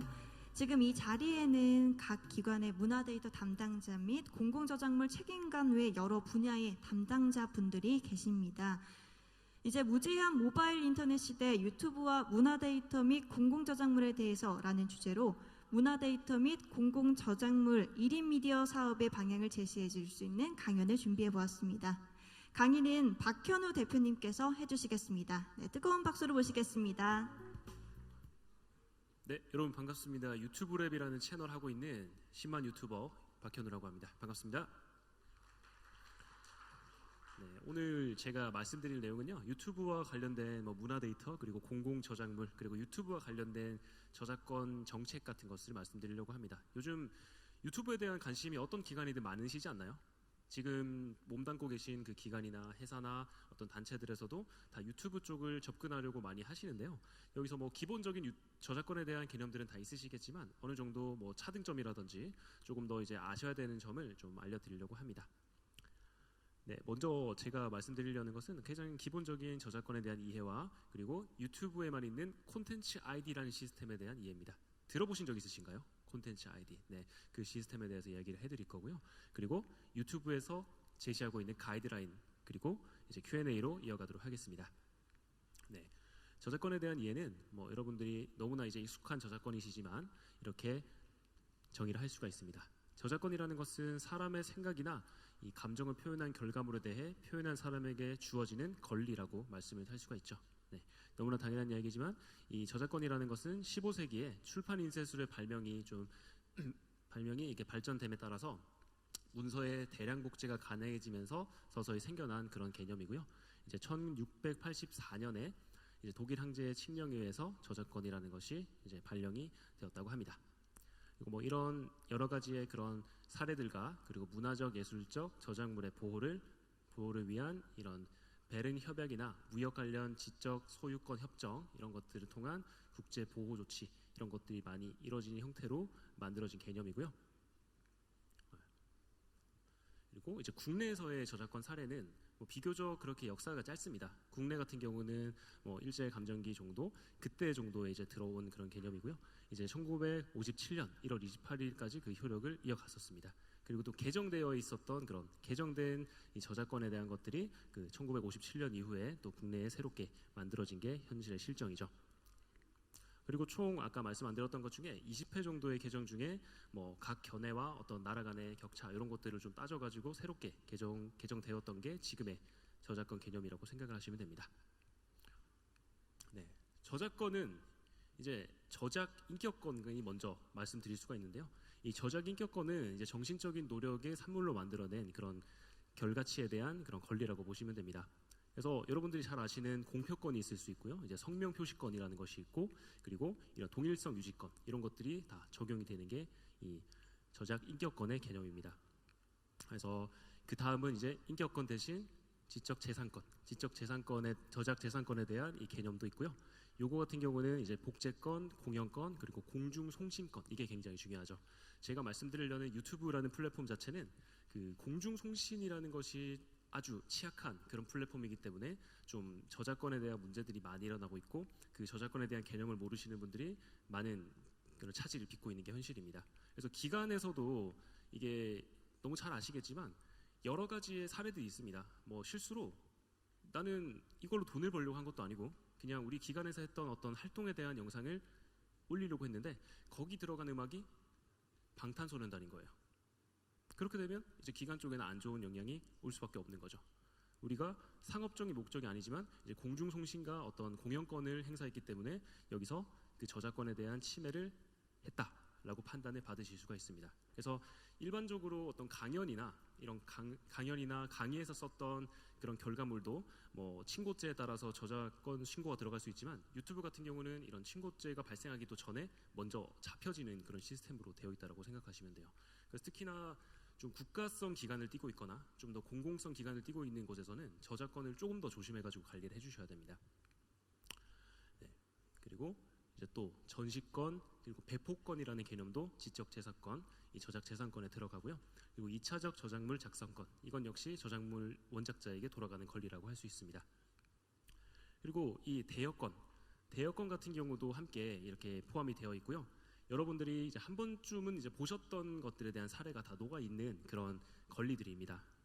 그래서 아까 말씀드렸던 모든 여기 있었던 인격권부터 이 재산권까지 다 포함을 시키는 것이 이제 저작권의 그 개념이라고 보실 수 있고요. 여기 중에 뭐 여러 가지 법적 해석에 따라서 좀 판단이 좀 덜 된 사항이라고 한다면 사용하지 않는 것이 가장 좋다라는 게 저작권의 가장 핵심적인 내용이겠죠. 그래서 아까 전에 제가 라이브 방송을 했었어요. 제가 오늘은 지금 강사로서지만 오전에는 유튜버로서 초청을 받아가지고 여기 행사를 쭉 돌면서 라이브를 했었습니다. 아까 대금 공연하는 것부터 여기 부스 참여한 것부터 봤는데 우리 구독자분들이 저작권을 어떻게 하면 피할 수 있을까요? 라고 하더라고요. 근데 여러분 저작권을 피하는 게 맞는 건가요? 아니시죠?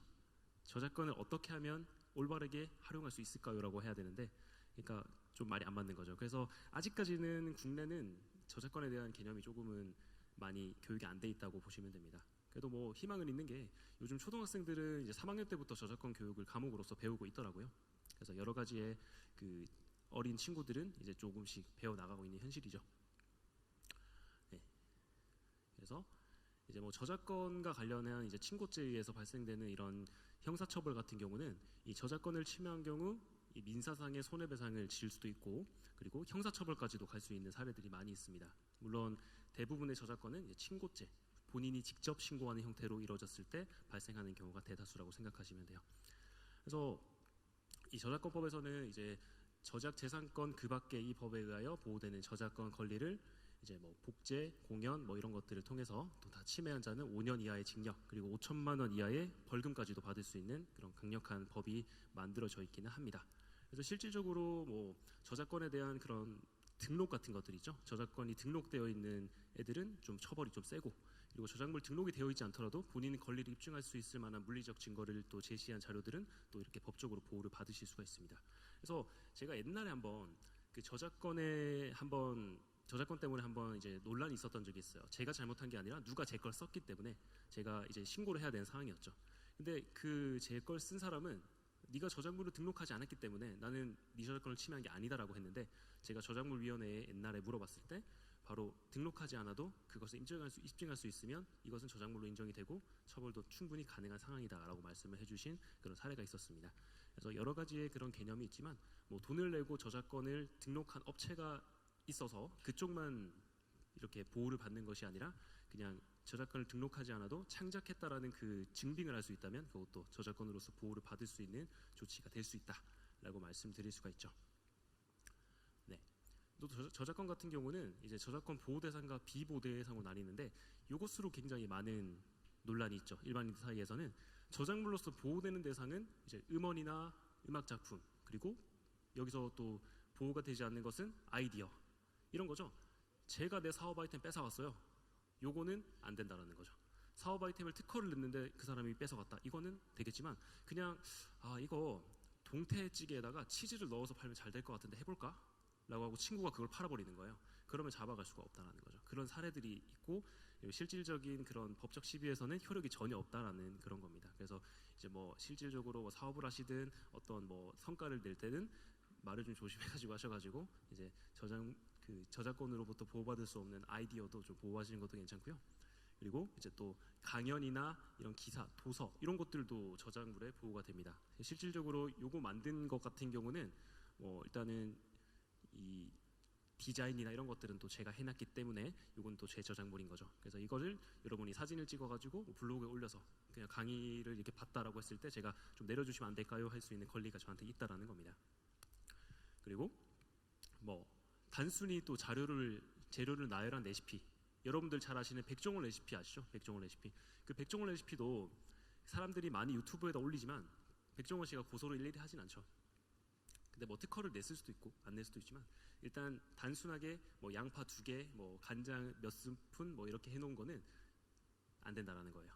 특정적인 그 어떤 명칭을 받은 그런 것들만 이제 저작물로서 역할이 된다라는 것이고, 그리고 이제 또 아까 말씀드렸던 것처럼 이제 사진이나 회화, 그리고 포스터, 광고 이런 것도 전부 저작권으로 보호가 되고요. 또 사실이나 절차, 그냥 단순한 사실 같은 것은 절대 저작물로서 보호를 받을 수가 없죠. 그냥 제가 쟤를 때렸대 라는 사실을 퍼뜨린다고 해도 이게 뭐 내가 비밀로 하라는데 왜 이렇게 한 거야, 이렇게 안 된다라는 거죠. 뭐 계약상에 비밀 유지 조항 같은 게 없었다면 그게 안 된다라는 겁니다. 뭐 너무나 당연하게도 비디오 게임이나 게임 소프트웨어 이런 것들도 다 저작권이라는 것이 있고, 또 이렇게 저작자가 사망한 후 70년이 지난 작품, 예를 들어서 뭐 우리가 피카소의 그림을 올렸는데 작가가 돌아가시고 70년이 흐른 그런 거예요. 그러면 저작권으로서 이제 침범이 안 되지만, 여기서 또 중요한 건 그런 유명한 분들의 저작권이 기속될 수가 있습니다. 그래서 돌아가셨다고 해도 유서 같은 거나 뭐 계약서에 의해서 그 사람이 죽고 나서 얼마 후에는 어디로 기속된다라고 돼 있으면은 그때는 또 발생할 수도 있다라는 겁니다. 그래서 무조건 작가가 돌아가셨다고 해서, 저작자가 돌아가셨다고 해서 저작권이 없는 것은 아니다라는 것이고요. 뭐 다른 연극, 그리고 건물 도면, 이렇게 하나의 물리적인 그런 결과로서 보여지는 것들, 이런 것들은 이제 저작물로서 보호가 될 수가 있습니다. 네. 사실 이제 저작권이라는 것은요, 여러분들 유튜브에서 영화 같은 거 많이 보시지 않나요? 영화 리뷰 같은 것들. 그런 사람들은 저작권 위반이 100%일 걸까요? 영화 리뷰 하잖아요. 타짜 같은 거 써가지고 막 그 요즘 각철용 씨 나오는 거 막 이런 거 막 해가지고 재밌는 거 하죠. 결론부터 말씀드리면 반은 위반이고요, 반은 위반이 아닙니다. 왜 그러냐면 허락을 받았기 때문이죠. 유튜버 중에서도 어떤 영화 유튜버들은 그냥 마음대로 쓰고요, 어떤 분들 같은 경우는 영화사나 어떤 배급사에 연락을 해가지고 이렇게 인용을 할 건데 파일을 제공받아서 허가를 받을 수 있을까요? 라고 해서 그 배급사가 유튜브나 어떤 플랫폼에 등록해 놓은 그 영상에 대해서는 그 권한을 풀어줘요. 이게 저작권에 대한 허락이죠. 그래서 실질적으로 사실 법적인 그런 해석이 필요하겠지만 그냥 개인과 개인의 분쟁에서는 원작자가 허락이 되면 저작권을 잠깐 해소할 수 있는 방법도 될 수가 있습니다. 그래서 요즘은 이제 유튜브 같은 것을 할 때 한 2, 3년 전만 해도 유튜브에 대한 인식이 별로 안 좋았기 때문에 출판사에다가 책을 리뷰한다라고 하면 대부분 그냥 거절을 하셨어요. 근데 요즘은 책을 리뷰할 거라고 유튜버 구독자 얼마 안 되시는 분이 출판사에 전화를 하셔도 대부분 흔쾌히 허락을 해주시는 편입니다. 왜냐하면 플랫폼이라는 것이 신뢰성을 좀 가지게 됐고 그걸 하면 자기 출판사가 더 클 수 있기 때문에 그런 부분에서 가치가 창출될 때 허락을 해주는 경우들이 간혹 있어요. 그래서 이제 저작권이라는 것은 허락을 받게 되면 좀 부분적으로 사용할 수 있는 공정 이용이 될 수가 있다라는 겁니다. 그리고 여기 밑에 있는 라이센스 콘텐츠 사용을 허가하는 그런 조항 같은 것도 좀 확인을 해보시면 좋겠죠. 네, 그리고 이제 이거는 이제 크리에이티브 커먼즈라고 해가지고 저작권에 대한 규칙입니다. 저작권을 그냥 단순히 못 쓰게 하는 것이 있고요, 또 부분적으로 사용하게 하는 것들이 있고요, 또 이런 것도 있어요. 출처 같은 것을 밝혀주면 사용하게 해주는 개들이 가끔씩 있습니다. 근데 모든 저작물마다 규정이 다르기 때문에 하나하나 여러분들이 다 살펴보시고 하셔야겠죠. 예를 들어서 여러분들이 영상 한 편을 기간을 위해서 만든다라고 한다면은 여러분들이 실제로 찍으신 영상 외에 그냥 어디서 퍼오는 영상들은 상업적으로 무료 이용이 가능한지를 보셔야 되고, 또 폰트 같은 경우도 이 폰트가 어디까지 허용이 가능한지, 예를 들어서 뭐 남산체를 받으려고 한다면 이 남산체가 어디까지 무료인지, 유튜브에 올려서 공중송신하는 것이 무료인지 아니면 그냥 소장용으로 사용한 것이 무료인지 이런 것들도 다 따져보셔야 디탈이 없다라는 거죠. 특히나 공공기관에서는. 그래서 이렇게 여러 가지 크리에이티브 커먼즈에 대한 그런 조항이 있지만 뭐 저작자 표시 이런 규정도 있고요. 또 비영리, 저작물을 사용을 하게 해주지만 수익 창출이 안 되게 만드는 거. 그래서 요것들은 유튜브에서는 먹히지가 않습니다. 비영리라는 것은 유튜브에 올리는 순간 영리일까요? 비영리일까요? 어떻게 생각하세요? 저도 한 5년 전, 6년 전에 유튜브 하기 전에는 그렇게 생각을 했거든요. 근데 유튜브는 무궁무진한 가능성이 있죠. 그래서 유튜브에서 구독자가 적든 많든 돈을 못 벌든 간에 일단 공연과 공중송신이 되는 순간 그때부터 상업으로 봅니다. 그래서 이런 소스들은 유튜브에 올리시면 안 되는 거예요. 변경금지. 변경금지는 써도 되는 조건이 있는데 변경은 절대 하면 안 되는 거예요. 예를 들어서 폰트를 써도 되는데 이걸 개발 프로그램을 뜯어서 폰트를 변형하거나 이러면 안 된다는 거죠. 그리고 이 소스를 예를 들어서 영화에 대한 이게 변경금지가 걸려있고 만약에 사용이 가능하게 했다면 영화를 그냥 길게 하는 건 괜찮지만 부분적으로 쓴 이런 권리들은 없을 수도 있다는 겁니다. 네, 여러 가지 뭐 동일 조건 변경 허락 이런 것도 있는데 이것들은 전부 유튜브라든지 그냥 크리에이티브 커먼즈라고 검색을 해보시면 언제든 보실 수 있는 그런 정보들이에요. 그래서 이 정도만 보셔도 사실 저작권으로 인해서 뭐 처벌을 받거나 위험한 일은 거의 없죠. 근데 제가 이제 유튜브를 하면서 가장 많이 느낀 거는 유튜브에서 영상이나 음악이 걸렸을 때는 대부분 법적까지 가진 않습니다. 대부분 그냥 유튜브 채널에서 뭐 그냥 어떤 조치가 들어와 삭제되거나 이 정도인데요. 자막 폰트만큼은 조심을 하셔야 됩니다. 여러분들이 예를 들어서 블로그를 하실 때, 예를 들어서 유튜브가 아니라 블로그를 하실 때 그 글자를 쓸 때 폰트를 바꾸실 수 있잖아요. 그 폰트를 바꾸는데 이걸 상업적인지 무료 비상업적인지를 구분하지 않고 그냥 썼어요. 근데 이게 어느 시점까지 놔뒀다가 여러분이 그 블로그로 수익을 좀 창출한 시점이 있을 겁니다. 그 시점이 되면 귀신같이 알고 연락이 옵니다. 내용 증명이 날라오죠. 만약에 우리가 회사나 기관이라면 내용 증명이 날라와서 당신은 우리 회사에 무슨 폰트를 사용했기 때문에 이 정도의 뭐뭐를 청구합니다 라고 해가지고 라이센스를 그냥 사버리게 만들죠. 200에서 800만 원 정도. 그래서 이거는 뭐 개인 돈으로 치면 굉장히 비싼 돈이고요. 회사 돈으로 치면 그렇게 비싼 돈은 아니지만 이제 회사에서 이런 일이 터지면 인사 고과에 굉장히 안 좋은 일이 터질 수가 있겠죠. 그래서 애초에 상업적으로 무료 이용 가능한 공공기관용 폰트를 쓰던가 아니면 좀 괜찮은 폰트들을 잘 보셔가지고 쓰시는 게 가장 중요하다는 겁니다. 네, 이제 크리에이티브 커먼즈는 아까 제가 말씀드렸던 것처럼 이런 것들이 있지만 뭐 또 따로 크게 6가지로 또 분리를 하자면 저작자 표시. 저작자 표시라는 거는 우리의 남의 소스를 그냥 써도 되지만 영상의 밑단이나 컨텐츠의 밑단에 꼭 출처를 표기한다. 그리고 누가 만들었는지를 표기한다. 요것 정도가 들어가주면 허가되는 규정이 가끔 있습니다. 모든 게 그런 게 아니라 이게 허락되는 컨텐츠가 있다라는 거죠. 네, 그리고 이제 저작자 표시를 하지만 비영리인 거. 예를 들어서 제가 학교에 가서 강의를 해요. 근데 어떤 어플 조사 업체에서 만든 그 서베이 자료를 제가 씁니다. 근데 밑에다가 쓰고 제가 상업적이 아니라는 것을 입증을 해야겠죠. 그렇게 했을 때 쓸 수 있는 그런 권리입니다. 그래서 이런 것들과 더불어 가지고 뭐 거의 응용되어 있는 게 많죠. 뭐 비영리에다가 그 내용을 변경하지 않는 권리, 그리고 뭐 이런 비영리에다가 동일 조건 변경을 허락하지만 이 조건이 같은 거, 그리고 저작자를 표시하고 또 변경 안 하는 거, 이런 것들 많이 있고요. 그냥 비슷해 보이지만 조금만 공부하시면 이제 이해할 수 있는 만한 그런 권리입니다. 그래서 어쨌든 핵심 자체가 피하자가 아니라 지키자이기 때문에 이것들을 좀만 외워보시고 이제 나중에 이런 표시들이 다 있을 거예요. 여기 지금 나와 있는 이런 BY 그리고 BYNC 이런 것들 있죠. 이 정도만 좀 봐주시고 기호만 외워주시면 전혀 헷갈릴 게 없습니다. 그리고 여러분들 그 창작물 같은 거 막 쓰실 때 공공누리라든지 공유마당 같은 데 들어가시면 그 라이센스들을 다 포함해놨어요. 1단계부터 4단계까지 있는데 그 1단계는 그냥 완전 무료 사용 가능, 뭐 2단계는 뭐 부분적 사용 가능 이런 게 있는데 거기에 다 이제 응용되어 있는 게 크리에이티브 커먼즈라고 생각하시면 됩니다.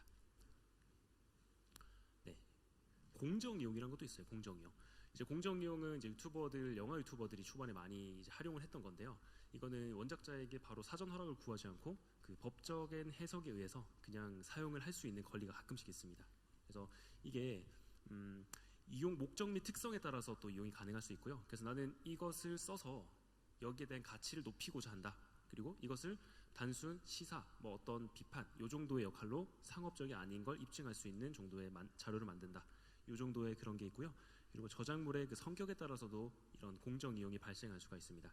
그럴 때는 이제 그 원작자와 컨택이 됐을 때 이런 공정 이용이라는 것을 입증을 하게 되면 또 저작권에 대한 그런 조치를 풀어주기도 합니다. 그래서 실제적으로 제가 아는 유튜버는 그 어떤 미국의 공포 영화 한 편을 영상으로 제작을 했어요. 리뷰 영상을.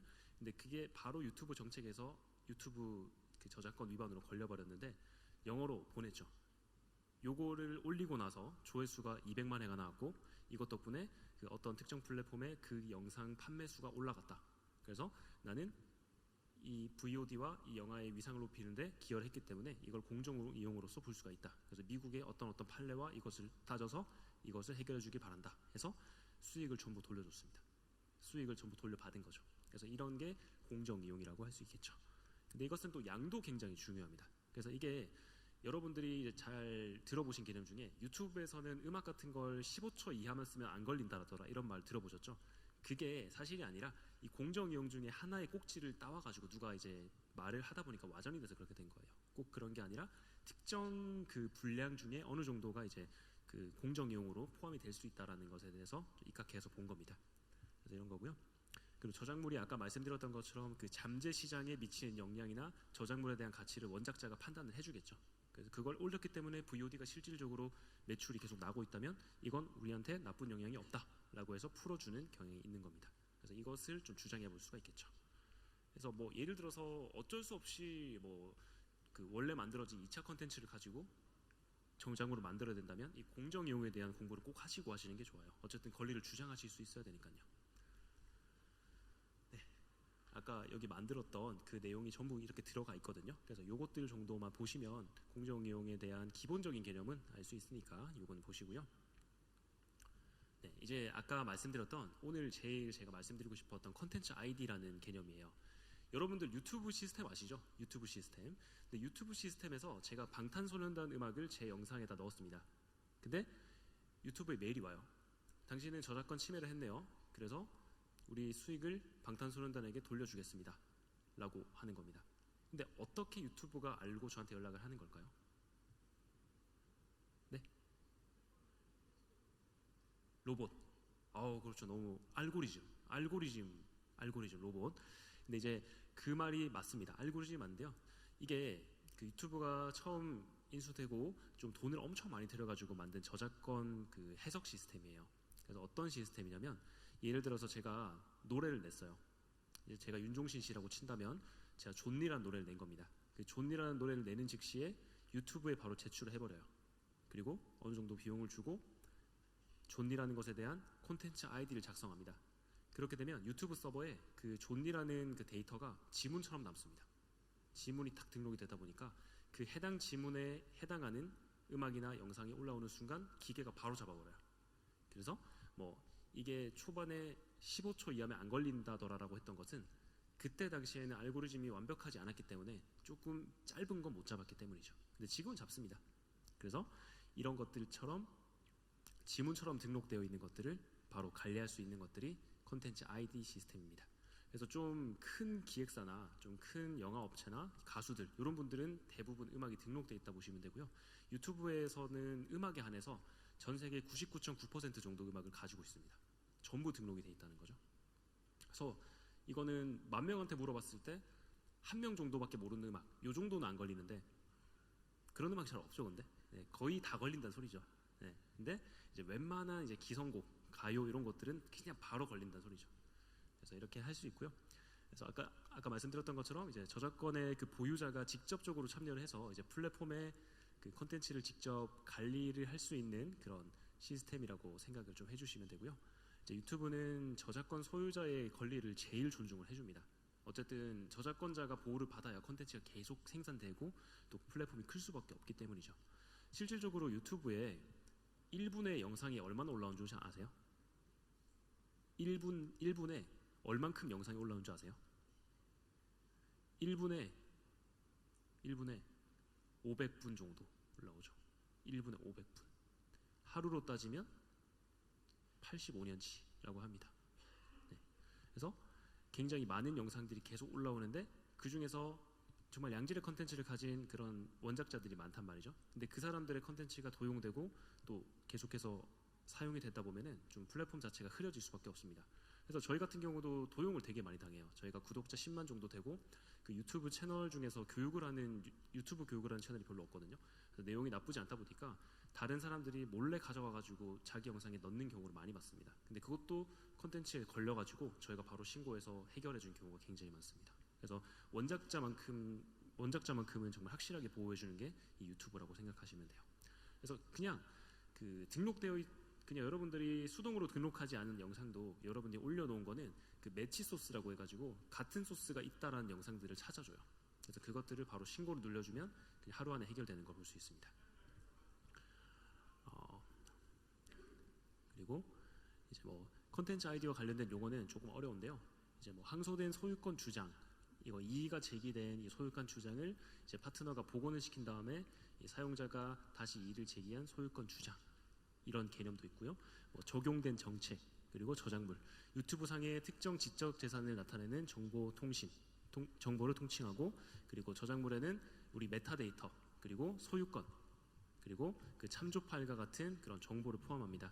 그래서 메타데이터라는 것은 우리가 그 영상을 올렸을 때, 영상을 제공했을 때 썼던 글이나 사진이나 썸네일 같은 것들이 다 등록이 되어 있는 것이고요.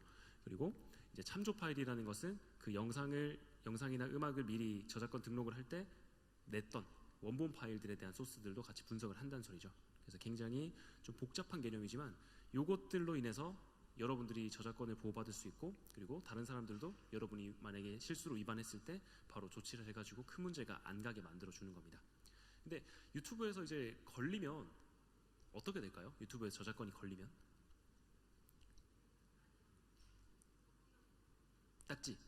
딱지는 좀 달라요. 요즘 노란 딱지라고 하죠. 노란 딱지. 노란 딱지는 저작권 때문이 아니고요. 그거는 커뮤니티 가이드라고 하는 유튜브의 그 운영 정책에 위반이 되는 겁니다. 예를 들어서 내용에 아동 학대 같은 내용이 들어간다거나, 아니면 성적인 묘사가 들어간다거나, 뭐 특정 집단을 비하하는 내용이 들어간다거나, 이런 것들이 떴을 때 기계가 자동으로 판별을 해서 이제 담당자한테 넘기는 거죠. 거기서 이제 판단받은 것들이 노란 달러가 붙어서 그 영상은 수익 창출이 안 되는 영상이 되는 겁니다. 그래서 그런 것이고요.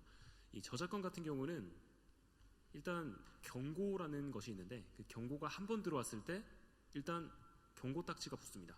경고 딱지가 붙으면 어떻게 되냐면 일단 아무 일도 일어나지 않습니다. 그냥 경고 한 번이에요. 근데 2번이 붙게 되면 라이브를 못합니다. 라이브 방송이 정지를 당해요. 3번이 붙게 되면 채널이 삭제가 됩니다. 삭제. 그래서 저작권은 이제 3번 걸리면 삼진아웃으로 바로 걸려버리는데, 이 저작권이 그냥 친절하게 한 번 걸리는 확률보다 올렸던 것들이 한 번에 터져가지고 한 번에 한 13개 걸리는 경우가 있죠. 그렇게 해가지고 날아가신 10만 구독자, 70만 구독자 채널들이 많이 있습니다. 그래서 유튜브를 뭐 하시던 아니면 이용을 하시던 뭐 보시던 간에 그 저작권에 대한 개념을 좀 보고 콘텐츠를 많이 올려주시는 게 좀 더 유리할 수가 있다라는 거죠. 그래서 이런 것들이 있고요. 뭐 차단 그리고 소유권이 주장된 영상을 유튜브에서 볼 수 없도록 차단하는 정책 이런 것들이 있어요. 여러분들 사실 가끔씩 유튜브에서 드라마 같은 거 찾아보셨을 수도 있는데 해당 국가에서 재생이 되지 않는 영상입니다 라는 메시지를 보셨거나 아니면 뭐 정책으로 인해 뭐 게시가 중단된 영상입니다. 이런 것들이 이 콘텐츠 아이디 원작자가 판단을 해가지고 못 보게 해주세요 라고 한 겁니다. 그리고 그렇게 떠 있는 영상들은 그 채널이 경고를 받았다는 소리예요. 떠 있으면 해당 영상이 올라가 있었던 채널은 경고를 받게 됩니다. 그래서 이 콘텐츠 아이디라는 것이 정말 면밀하게 잘 짜져 있고 좀 사람들에게 가장 확실한 보호 권리를 주장할 수 있는 그런 프로그램이라고 생각하시면 돼요. 네, 또 아까 말씀했던 거랑 다르게 또 외부 소유권 차단이라는 것도 있고 이제 또 캠페인 이제 파트너가 소유권이 주장된 이런 사용자 콘텐츠에 그 유튜브는 카드라는 시스템이 있어요. 카드 그 좌측 우측 상단에 뜨는 하얀 색깔의 그 I 표시가 있거든요. 그거를 표시시켜 가지고 이제 그 제공한 정책이 나오게 표시해주는 그런 권리도 있고 또 콘텐츠 관리자 이제 콘텐츠 아이디를 비롯한 유튜브 콘텐츠 관리 도구를 제공하는 우리 사용자 인터페이스인데 이 콘텐츠 소유자의 허용 설정에 따라서 사용자에게 권한이 다르게 부여될 수 있습니다. 근데 요거가 제일 중요해요. 오늘 말씀드리려는 것 중에 유튜브에서는 저작권 침해를 했을 때 경고가 들어올 수도 있고 안 들어올 수도 있다 했습니다. 어떤 느낌이냐면 예를 들어서 음악으로 제가 예를 들어볼게요. 제가 윤종신 씨의 존니라는 음악을 썼습니다. 영상에. 근데 저작권에 대한 표시가 떴어요. 그래서 들어가 봤더니 이렇게 돼 있습니다. 저작권 침해를 했지만 수익을 창출하지 못할 뿐 채널에 영향은 없습니다. 라는 게 지금 이 콘텐츠 관리자의 권한이에요. 그래서 아티스트들이나 어떤 기획사가 이렇게 할 수 있죠. 우리 음악은 유튜브에 등록을 하는데 권한 설정을 이렇게 한다. 이 음악을 쓰는 유튜버에게는 수익만 우리가 빼들어오고 음악은 사용할 수 있는 권리를 준다 라는 것이죠. 그래서 만약에 요즘에 노래 하시는 분들 있죠. 노래 하시는 분들 혹은 음악 방송 하시는 분들은 수익 창출이 거의 안 된다고 보시면 돼요. 음악을 쓰게 해주는 대신 거기서 발생되는 광고 수익이 많으니까 돈을 다 가져가는 거예요. 그래서 여러분들이 하셔가지고 방탄소년단 노래 올려주시면 방탄소년단 돈 벌게 해주시는 겁니다. 네, 그런 개념인 거예요. 맞죠? 그래서 이런 게 재밌는 시스템이죠. 그래서 이게 어쨌든 아까 말씀드렸던 것처럼 원작자의 마음에 따라서 좌지우지 될 수 있는 조건이기 때문에 이게 그냥 수익만 가져가고 끝내는 조건일 수도 있고 아니면 수익도 필요 없고 그냥 사용 자체가 안 되게 해주세요라고 하면 그때부터는 경고를 받아가지고 채널이 삭제될 일이 큽니다.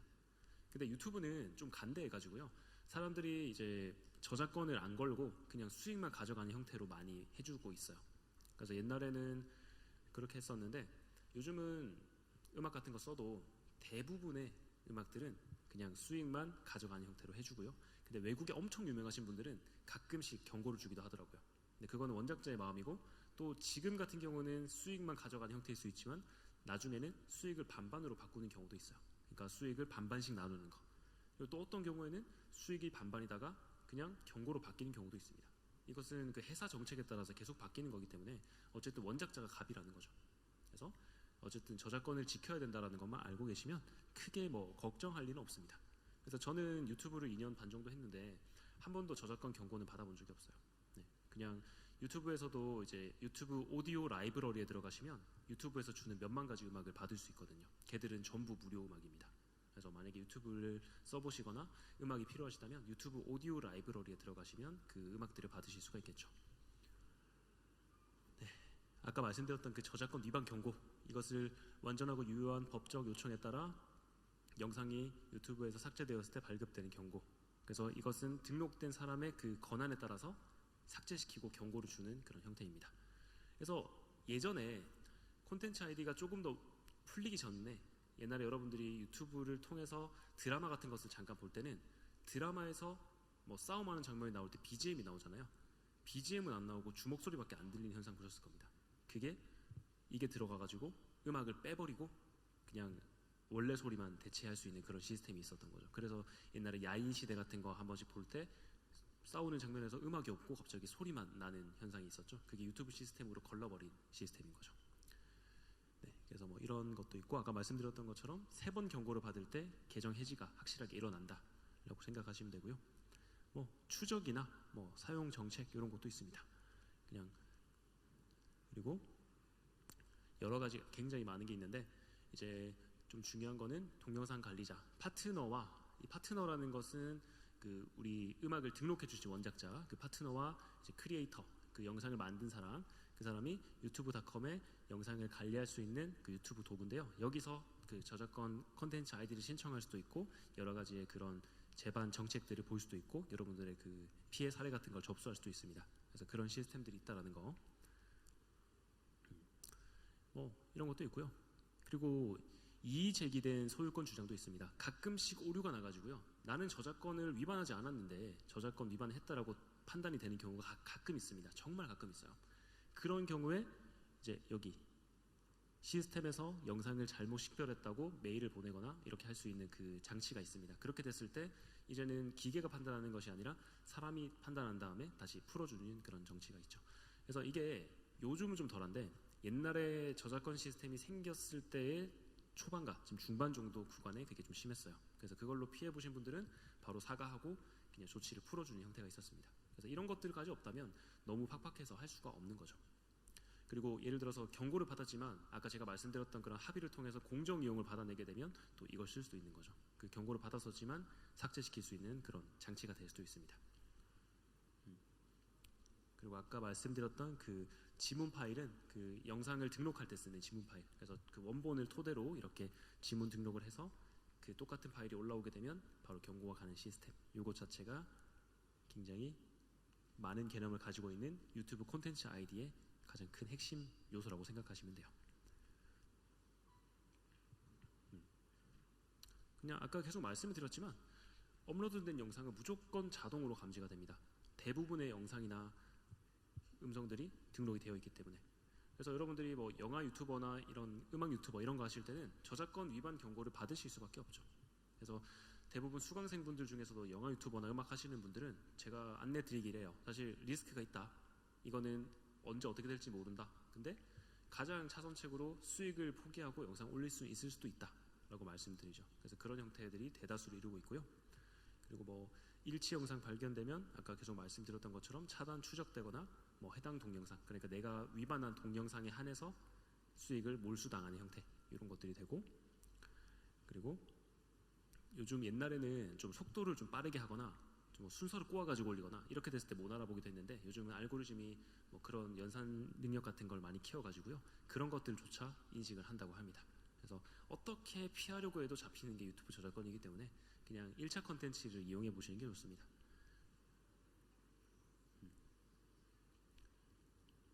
그렇죠? 작동 순서는 사실 이거는 그냥 실제로 해보시는 게 제일 정확한데요. 이거 나중에 만약에 그 저작물을 등록하실 일이 있거나 좀 회사가 좀 컸을 때 그럴 때 많이 하는 거예요. 그래서 이렇게 그 자료를 넘기고 이제 식별 판별을 하고 그리고 영상에 대해 소유권 주장을 하고 동영상 일치 관련 정책을 적용한 후에 이렇게 등록이 되는 형태로 많이 되는 겁니다. 그래서 여기 뭐 음향 효과 뭐 이런 것들까지 다 있고요. 그리고 위반된 영상들, 영상을 쓸 수 없다 혹은 음악을 쓸 수 없다라고 판단된 그 컨텐츠 안에서는 유튜브에 있는 무료 음악으로 대체할 수 있는 권한을 주기도 합니다. 그래서 이 경고를 없애고 음악을 없애는 대신 다른 음악으로 그 자리를 채울 수 있는 장치도 있기 때문에 뭐 실수로 뭐 내가 판단을 잘못해가지고 위반했다고 해도 음악 대체가 가능하니까 너무 걱정하실 필요 없어요. 영상을 조회수가 잘 나왔는데 지우거나 할 필요 없이 음악만 바꿔 끼우면 된다는 겁니다. 그런 기술들이 다 있거든요. 그리고 이제 음악 같은 경우는 그 리메이크 영상이나 리메이크 음악 같은 경우에 또 정책이 또 따로 있어요. 그냥 방탄소년단의 음악을 쓴 것과 방탄소년단의 노래를 내가 다른 버전으로 부른 것과 요거에 대한 규칙이 또 달라가지고 이런 리메이크 정책에 대한 것도 한번 살펴보시면서 만들어 보시는 것도 괜찮겠죠. 그래서 이 정도 지식만 가지고 유튜브 들어오셔도 남의 컨텐츠를 위반하거나 뭐 좀 위반 받아가지고 경고 조치가 들어온 일은 없습니다.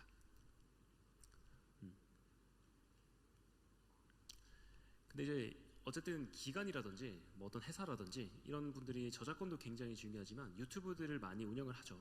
그냥 우리의 성과 보고 영상 올리기 위해서도 하고 아니면 사내 크리에이터들을 키우기 위해서도 하시는데 여기서 가장 중요한 게 이제 YPP 프로그램이라고 해가지고 유튜브의 그 가이드라인을 가지고 있는 그 프로그램입니다. 그래서 이것은 어떤 것을 뜻하냐면은 여기서 유튜브에서 수익 창출을 하기 위해서는 YPP 프로그램이 변동이 돼서 이제 구독자 1000명과 12개월 동안 시청 시간 4000시간을 모아야 수익이 발생이 된다라는 건데, 이게 뭘 뜻하냐면 괜찮은 컨텐츠만 수익 창출을 하고 상위 노출할 수 있게 만들어 준다라는 정책입니다. 왜 그러냐면은 이런 나쁜 일들이 있었어요. 요 여자분은 상관이 없고요. 여기 있는 엘사가 잘못했죠. 왜냐하면 엘사 게이트라고 해서 그 미국의 어떤 애니메이션 제작업체에서 조회수를 좀 많이 뽑기 위해서 엘사를 가지고 그 변형 컨텐츠를 만들었습니다. 엘사는 원래 좋은 캐릭터죠. 근데 그걸로 이제 여러분이 상상할 수 있는 모든 나쁜 영상을 만든 거예요. 아시겠죠? 해가지고 어떤 시스템으로 인용이 됐냐면은, 예를 들어서 부모님들이 밥을 하면서 애들한테 그 유튜브를 틀어줬어요. 유튜브에서 겨울왕국을 틀어주면 겨울왕국 하나가 끝나면 다음에 또 겨울왕국 비슷한 게 나오게 돼 있단 말이죠. 그게 추천 시스템인데요. 비슷한 키워드와 비슷한 캐릭터가 나오다 보니까 그 다음에 안 좋은 영상이 그대로 노출이 됩니다. 그럼 이제 한 3, 4살밖에 안 된 애들이 그런 영상을 보고 앉아 있었던 거예요. 그래서 부모들이 깜짝 놀래가지고 유튜브에다 항의를 많이 해가지고 이런 정책들이 생길 수밖에 없었습니다. 그래서 원래는 수익 창출 자체가 굉장히 쉬웠어요. 그냥 여기는 구독건 수라고 잘못 적혀 있는데, 그냥 채널에서 영상이 1개든 100개든 간에 조회수가 1만 건만 넘게 되면 수익 창출이 가능했었죠. 근데 이제는 구독자 1000명이 필수고, 그리고 12달 동안 시청 시간, 영상이 시청된 실제 시간이 4000시간이 넘어야 수익 창출이 된다는 겁니다. 그리고 뭐 이런 사건도 있었습니다. 그 로건 폴이라는 유튜버가 있는데, 그분은 구독자가 한 1800만 정도 되세요. 1800만 정도. 세계적인 유튜버신데, 그분이 일본에 가서 그 사람들이 많이 죽는 숲이 있어요. 그 자살숲에 들어가셔가지고 그 사람의 주검을 찍어서 막 낄낄거리면서 웃는 그런 영상도 올렸습니다. 그게 조회수가 600만, 700만씩 나오고, 공유된 컨텐츠까지 하면 1억이 넘어서 좀 안 좋은 영향이 많이 생겨가지고요. 이런 정책들이 생겼다라고 하는데, 그렇습니다. 그냥 저작권도 굉장히 중요하지만 그 시스템에 대한 이해와 커뮤니티 가이드 위반하지 않는 것, 이런 것들이 굉장히 중요합니다. 여러분들 지금은 저작권 얘기는 아니지만 그 옛날에 얼마 전에 좀 핫했던 그 띠에라는 유튜버 아세요? 띠에라는 그 아기 유튜버가 있는데, 그 우리나라 먹방 하는 유튜버예요. 근데 그 유튜버 애가 계속 채널 정지가 당하고 영상이 계속 지워지는 겁니다. 왜 지워진 줄 아세요? 왜 지워진 줄 아세요? 네? 네? 맞아요. 그런 게 있어요. 맞죠? 아기가 뭐 먹는 걸 아동학대. 근데 그 영상은 부모의 강압이 없었고 양도 적었고 그냥 먹을 수 있는 거였어요. 근데 제가 이제 구글에 한번 초청돼서 갔을 때 물어봤어요. 왜 그런 거냐고. 애가 먹은 품목이 약간 말랑말랑한 소재를 가진 음식이더라 라고 했던 거예요. 근데 미국에서는 아이한테 그런 걸 먹이는 걸 싫어한대요. 미국 정서상. 네, 그게 있다고 하더라고요. 그리고 또 애한테 정크푸드, 그러니까 햄버거 같은 것들을 많이 먹이는 것도 굉장히 싫은데, 아무튼 그런 정책 때문은 아니고요. 그냥 그 말랑말랑한 거 먹은 거랑, 그리고 또 댓글 쪽에 악플이 많이 달려 있었는데 아이들 대상으로 한 성적 댓글이 많았어요. 가끔씩. 그러니까 한 100명 있으면 한 2개 정도. 그런 것들을 또 알고리즘이 파악해가지고 안 좋은 영상이라고 판단해버린 거죠. 그래서 이제 아동 보호 정책에 따라서 이제 요거는 영상을 못 올린다라고 했었고, 근데 요즘 풀어진 상황입니다. 그래서 이런 사건들이 너무나 많다 보니까 그 아동 컨텐츠에 한해서는 이제 유튜브 댓글이 안 달리게 됐죠. 보호를 해야 되니까. 네, 그래서 지금 아동 유튜브 이제 들어가 보시면은 댓글 안 달린 데가 많습니다. 그래서 점점 아동에 대한 그걸 좀 줄이고 좀 애들 컸을 때 이제 만들어내는 게 많죠. 그래서 요즘에 뭐 세이브 더 칠드런이라든지 좀 아동 보호 단체에서 좀 유튜브를 하는 아동들을 보호하려는 정책들을 계속 많이 만들고 있거든요. 그래서 이런 것들이 다 있습니다. 그리고 이제 커뮤니티 가이드는 이제 개인정보 침해, 그 이미지나 뭐 금융 정보, 그리고 음성, 그리고 개인 식별 정보, 그리고 이름, 연락처 등을 이렇게 영상을 토대로 말하는 거를 좀 금지를 하고 있죠. 예를 들어서 뭐 본인이 본인 걸 공개하는 건 상관이 없지만 내가 허락하지 않은 상황에서 나의 집 주소를 말해버린다든지 살고 있는 구역을 말해버린다, 이런 것도 어떻게 판단돼가지고 그 저작권 위반은 아니지만 그 커뮤니티 가이드 위반으로 처벌을 받을 수가 있습니다. 스팸 및 현혹 행위라고 있죠. 이것은 이제 기관에서 조심해야 되는데, 조금 관심을 끌려고 본 컨텐츠랑 상관없는 글을 써놓는 경우가 있어요. 제목 같은 곳에. 뭐 예를 들어가지고 뭐 여자친구가 생겼습니다라는 영상 올렸는데 여자친구가 아니라 그냥 그 아이폰에 있는 시리라는 인공지능이랑 연애를 하고 있다든지 뭐 이런 애들이 많았어요. 그런 것들은 그 실질적인 정보를 주는 컨텐츠가 아니기 때문에 좀 정보에서 많이 떨어지는 현상을 보이죠. 그래서 이런 것들이 바로 커뮤니티 가이드 위반으로 받을 수가 있습니다. 또 인위적으로 이제 트래픽을 도출하는 경우, 이건 무슨 말이냐면은 우리 기관이 유튜브를 만들었는데 조회수가 안 나온다고 이제 기관의 상사분이 엄청 뭐라 하시는 거죠. 그것 때문에 이제 좀 조바심이 난 직원이 가족들이랑 친구들을 이용해 가지고 계속 조회를 하는 거예요. 그러면 유튜브가 귀신같이 알아내고 메일이 옵니다. 악의적인 시청으로 인해 수익 창출이나 노출이 정지되었습니다. 이런 게 옵니다. 그래서 실질적으로 그 현혹 행위라든지 어떤 스팸성, 어뷰징 행위가 없어야 유튜브를 진행을 계속 할 수가 있겠죠. 그래서 저희 수강생 중에서도 하지 말라 그랬는데 가끔 요걸 해가지고 연락이 오는 경우가 있어요. 어떻게 정지 푸냐고. 못 풀죠. 안 풀어주죠. 네. 그래서 이런 것들은 조심하셔야 되고, 그리고 이제 선정적인 썸네일. 이 선정적인 썸네일은 이제 완벽히 정확한 건 아닌데 그 썸네일이라고 해서 여러분들 영상 클릭하시기 전에 나오는 사진들이 있을 거예요. 그 사진에 그 미리 보기 이미지라고 하는데 거기에 약간 좀 살색이 많이 들어간다든지 좀 약간 붉은 색깔의 계열이 많이 들어가면 또 걸릴 수가 있습니다. 그래서 조금 인공지능이 판단하는 부분이 많이 있다 보니까 이런 부분이 조금은 위험하죠.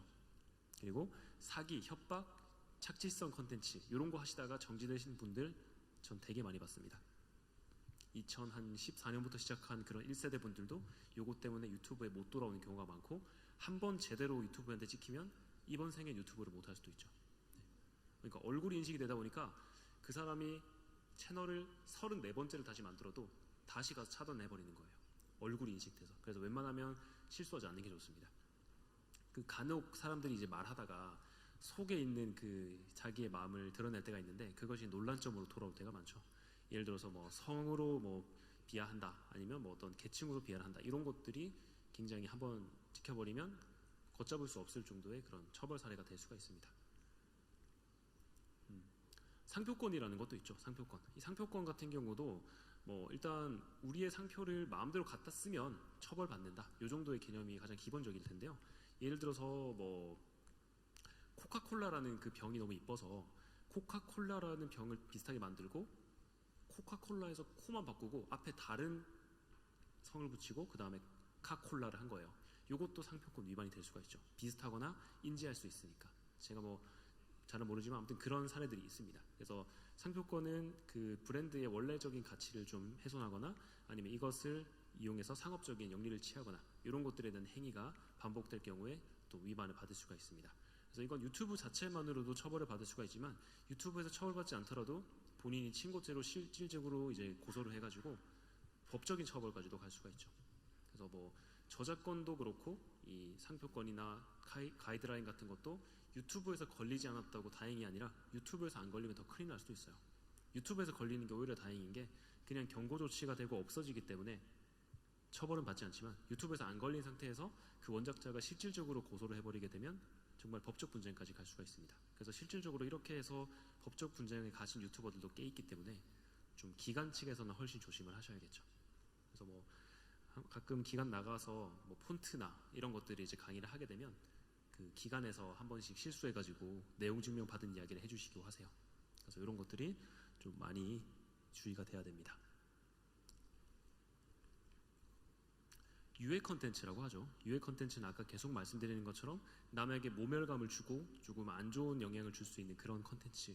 이게 어떻게 보면 정치 성향도 될 수 있고요.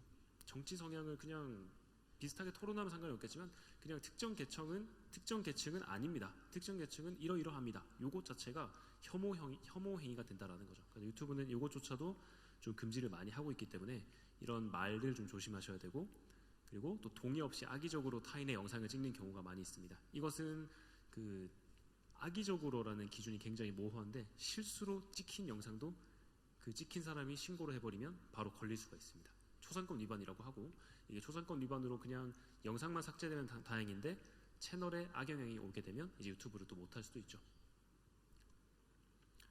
뭐 여러 가지 그냥 도덕적으로 안 되는 거, 우리가 딱 봤을 때 나쁘다고 생각하는 것들은 전부 유해 컨텐츠라고 생각하면 되죠. 뭐 성적 대상화, 뭐 여성, 남성, 성상품화 이런 것들도 전부 걸려가지고 금방 삭제가 되고 제재 조치가 들어오게 되죠. 그리고 예를 들어서 제가 뭐 강의를 하러 왔는데 굉장히 안 좋은 취급을 받고 와가지고 이 강연 업체를 욕을 했어요. 맞죠? 근데 굉장히 잘 주셨지만 그런 경우가 있을 수도 있겠죠. 그런 경우에도 뭐 물론 본인의 개인적인 측면에서 그게 맞을 수도 있지만 일단 공중송신으로 남을 비하했기 때문에 이것조차도 유튜브에서 처벌을 받을 수가 있죠. 그렇습니다. 그래서 일단 저작권과 이런 것들에 대한 강의 여기까지 마치고요. 나머지 이제 유튜브 시스템에 대한 그런 궁금한 사안이나 나머지 궁금한 사안은 질문해 주시면 답변 드리고 내려가도록 하겠습니다. 감사합니다.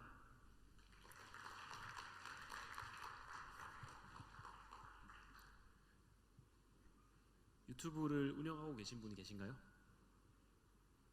한 분도 안 계신가요? 굉장히 요즘 드문 사태인데요. 요즘 가면은 한 100분 있으면 한 4-5분 정도 하시던데 네. 유튜브 시작하셔가지고 기간 거를 좀 살리던가 아니면 본인의 커리어를 더 살릴 수가 있습니다. 그래서 실질적으로 아까 제가 아까 라이브를 하고 있었는데 구독자분이 찾아오셨어요. 그분도 지금 의사 선생님이신데요. 의사분인데 그 본인의 의학 지식을 나눠서 좀 잘못된 의학 지식을 고치는 거 이걸로 쓰고 싶다고 이제 유튜브를 좀 하고 싶다고 하시더라고요. 그래서 여러분도 가지고 계시는 그 전문 지식이나 이런 것들을 잘 파악하시고 거기서 이야기할 수 있는 것들을 좀 생각해가지고요. 한 일주일에 2개 정도씩 해서 1년 정도씩 해보면 또 좋은 결과가 분명히 있을 수 있습니다. 그래서 강연을 불러줄 수도 있고요. 아니면 영상 광고를 맡길 수도 있고 또 여러 가지의 뭐 스카웃 같은 제안도 받을 수가 있고 여러 가지 좋은 게 있습니다. 저도 유튜브를 시작하고 책 제안을 받아가지고 책을 썼고요. 그리고 정말 비인기 강사였는데 유튜브 덕분에 이제 서울 지역에서 강의를 정말 많이 하게 됐고요. 그리고 또 삼성이나 네이버나 이런 곳에서 영상 광고도 많이 받았습니다. 그래서 채널에 올려가지고 또 비용도 받고 이렇게 하죠. 그래서 대부분 유튜버들이 이렇게 돈을 벌고 그리고 안전한 그 가이드를 지켜가면서 유튜브를 이끌어 가고 있기 때문에 여러분도 지금 한번 시작해 보시는 것도 나쁘진 않을 것 같습니다. 네. 그래서 뭐 질문사항 없으시면 여기까지 마치고 내려가도록 하겠습니다. 감사합니다.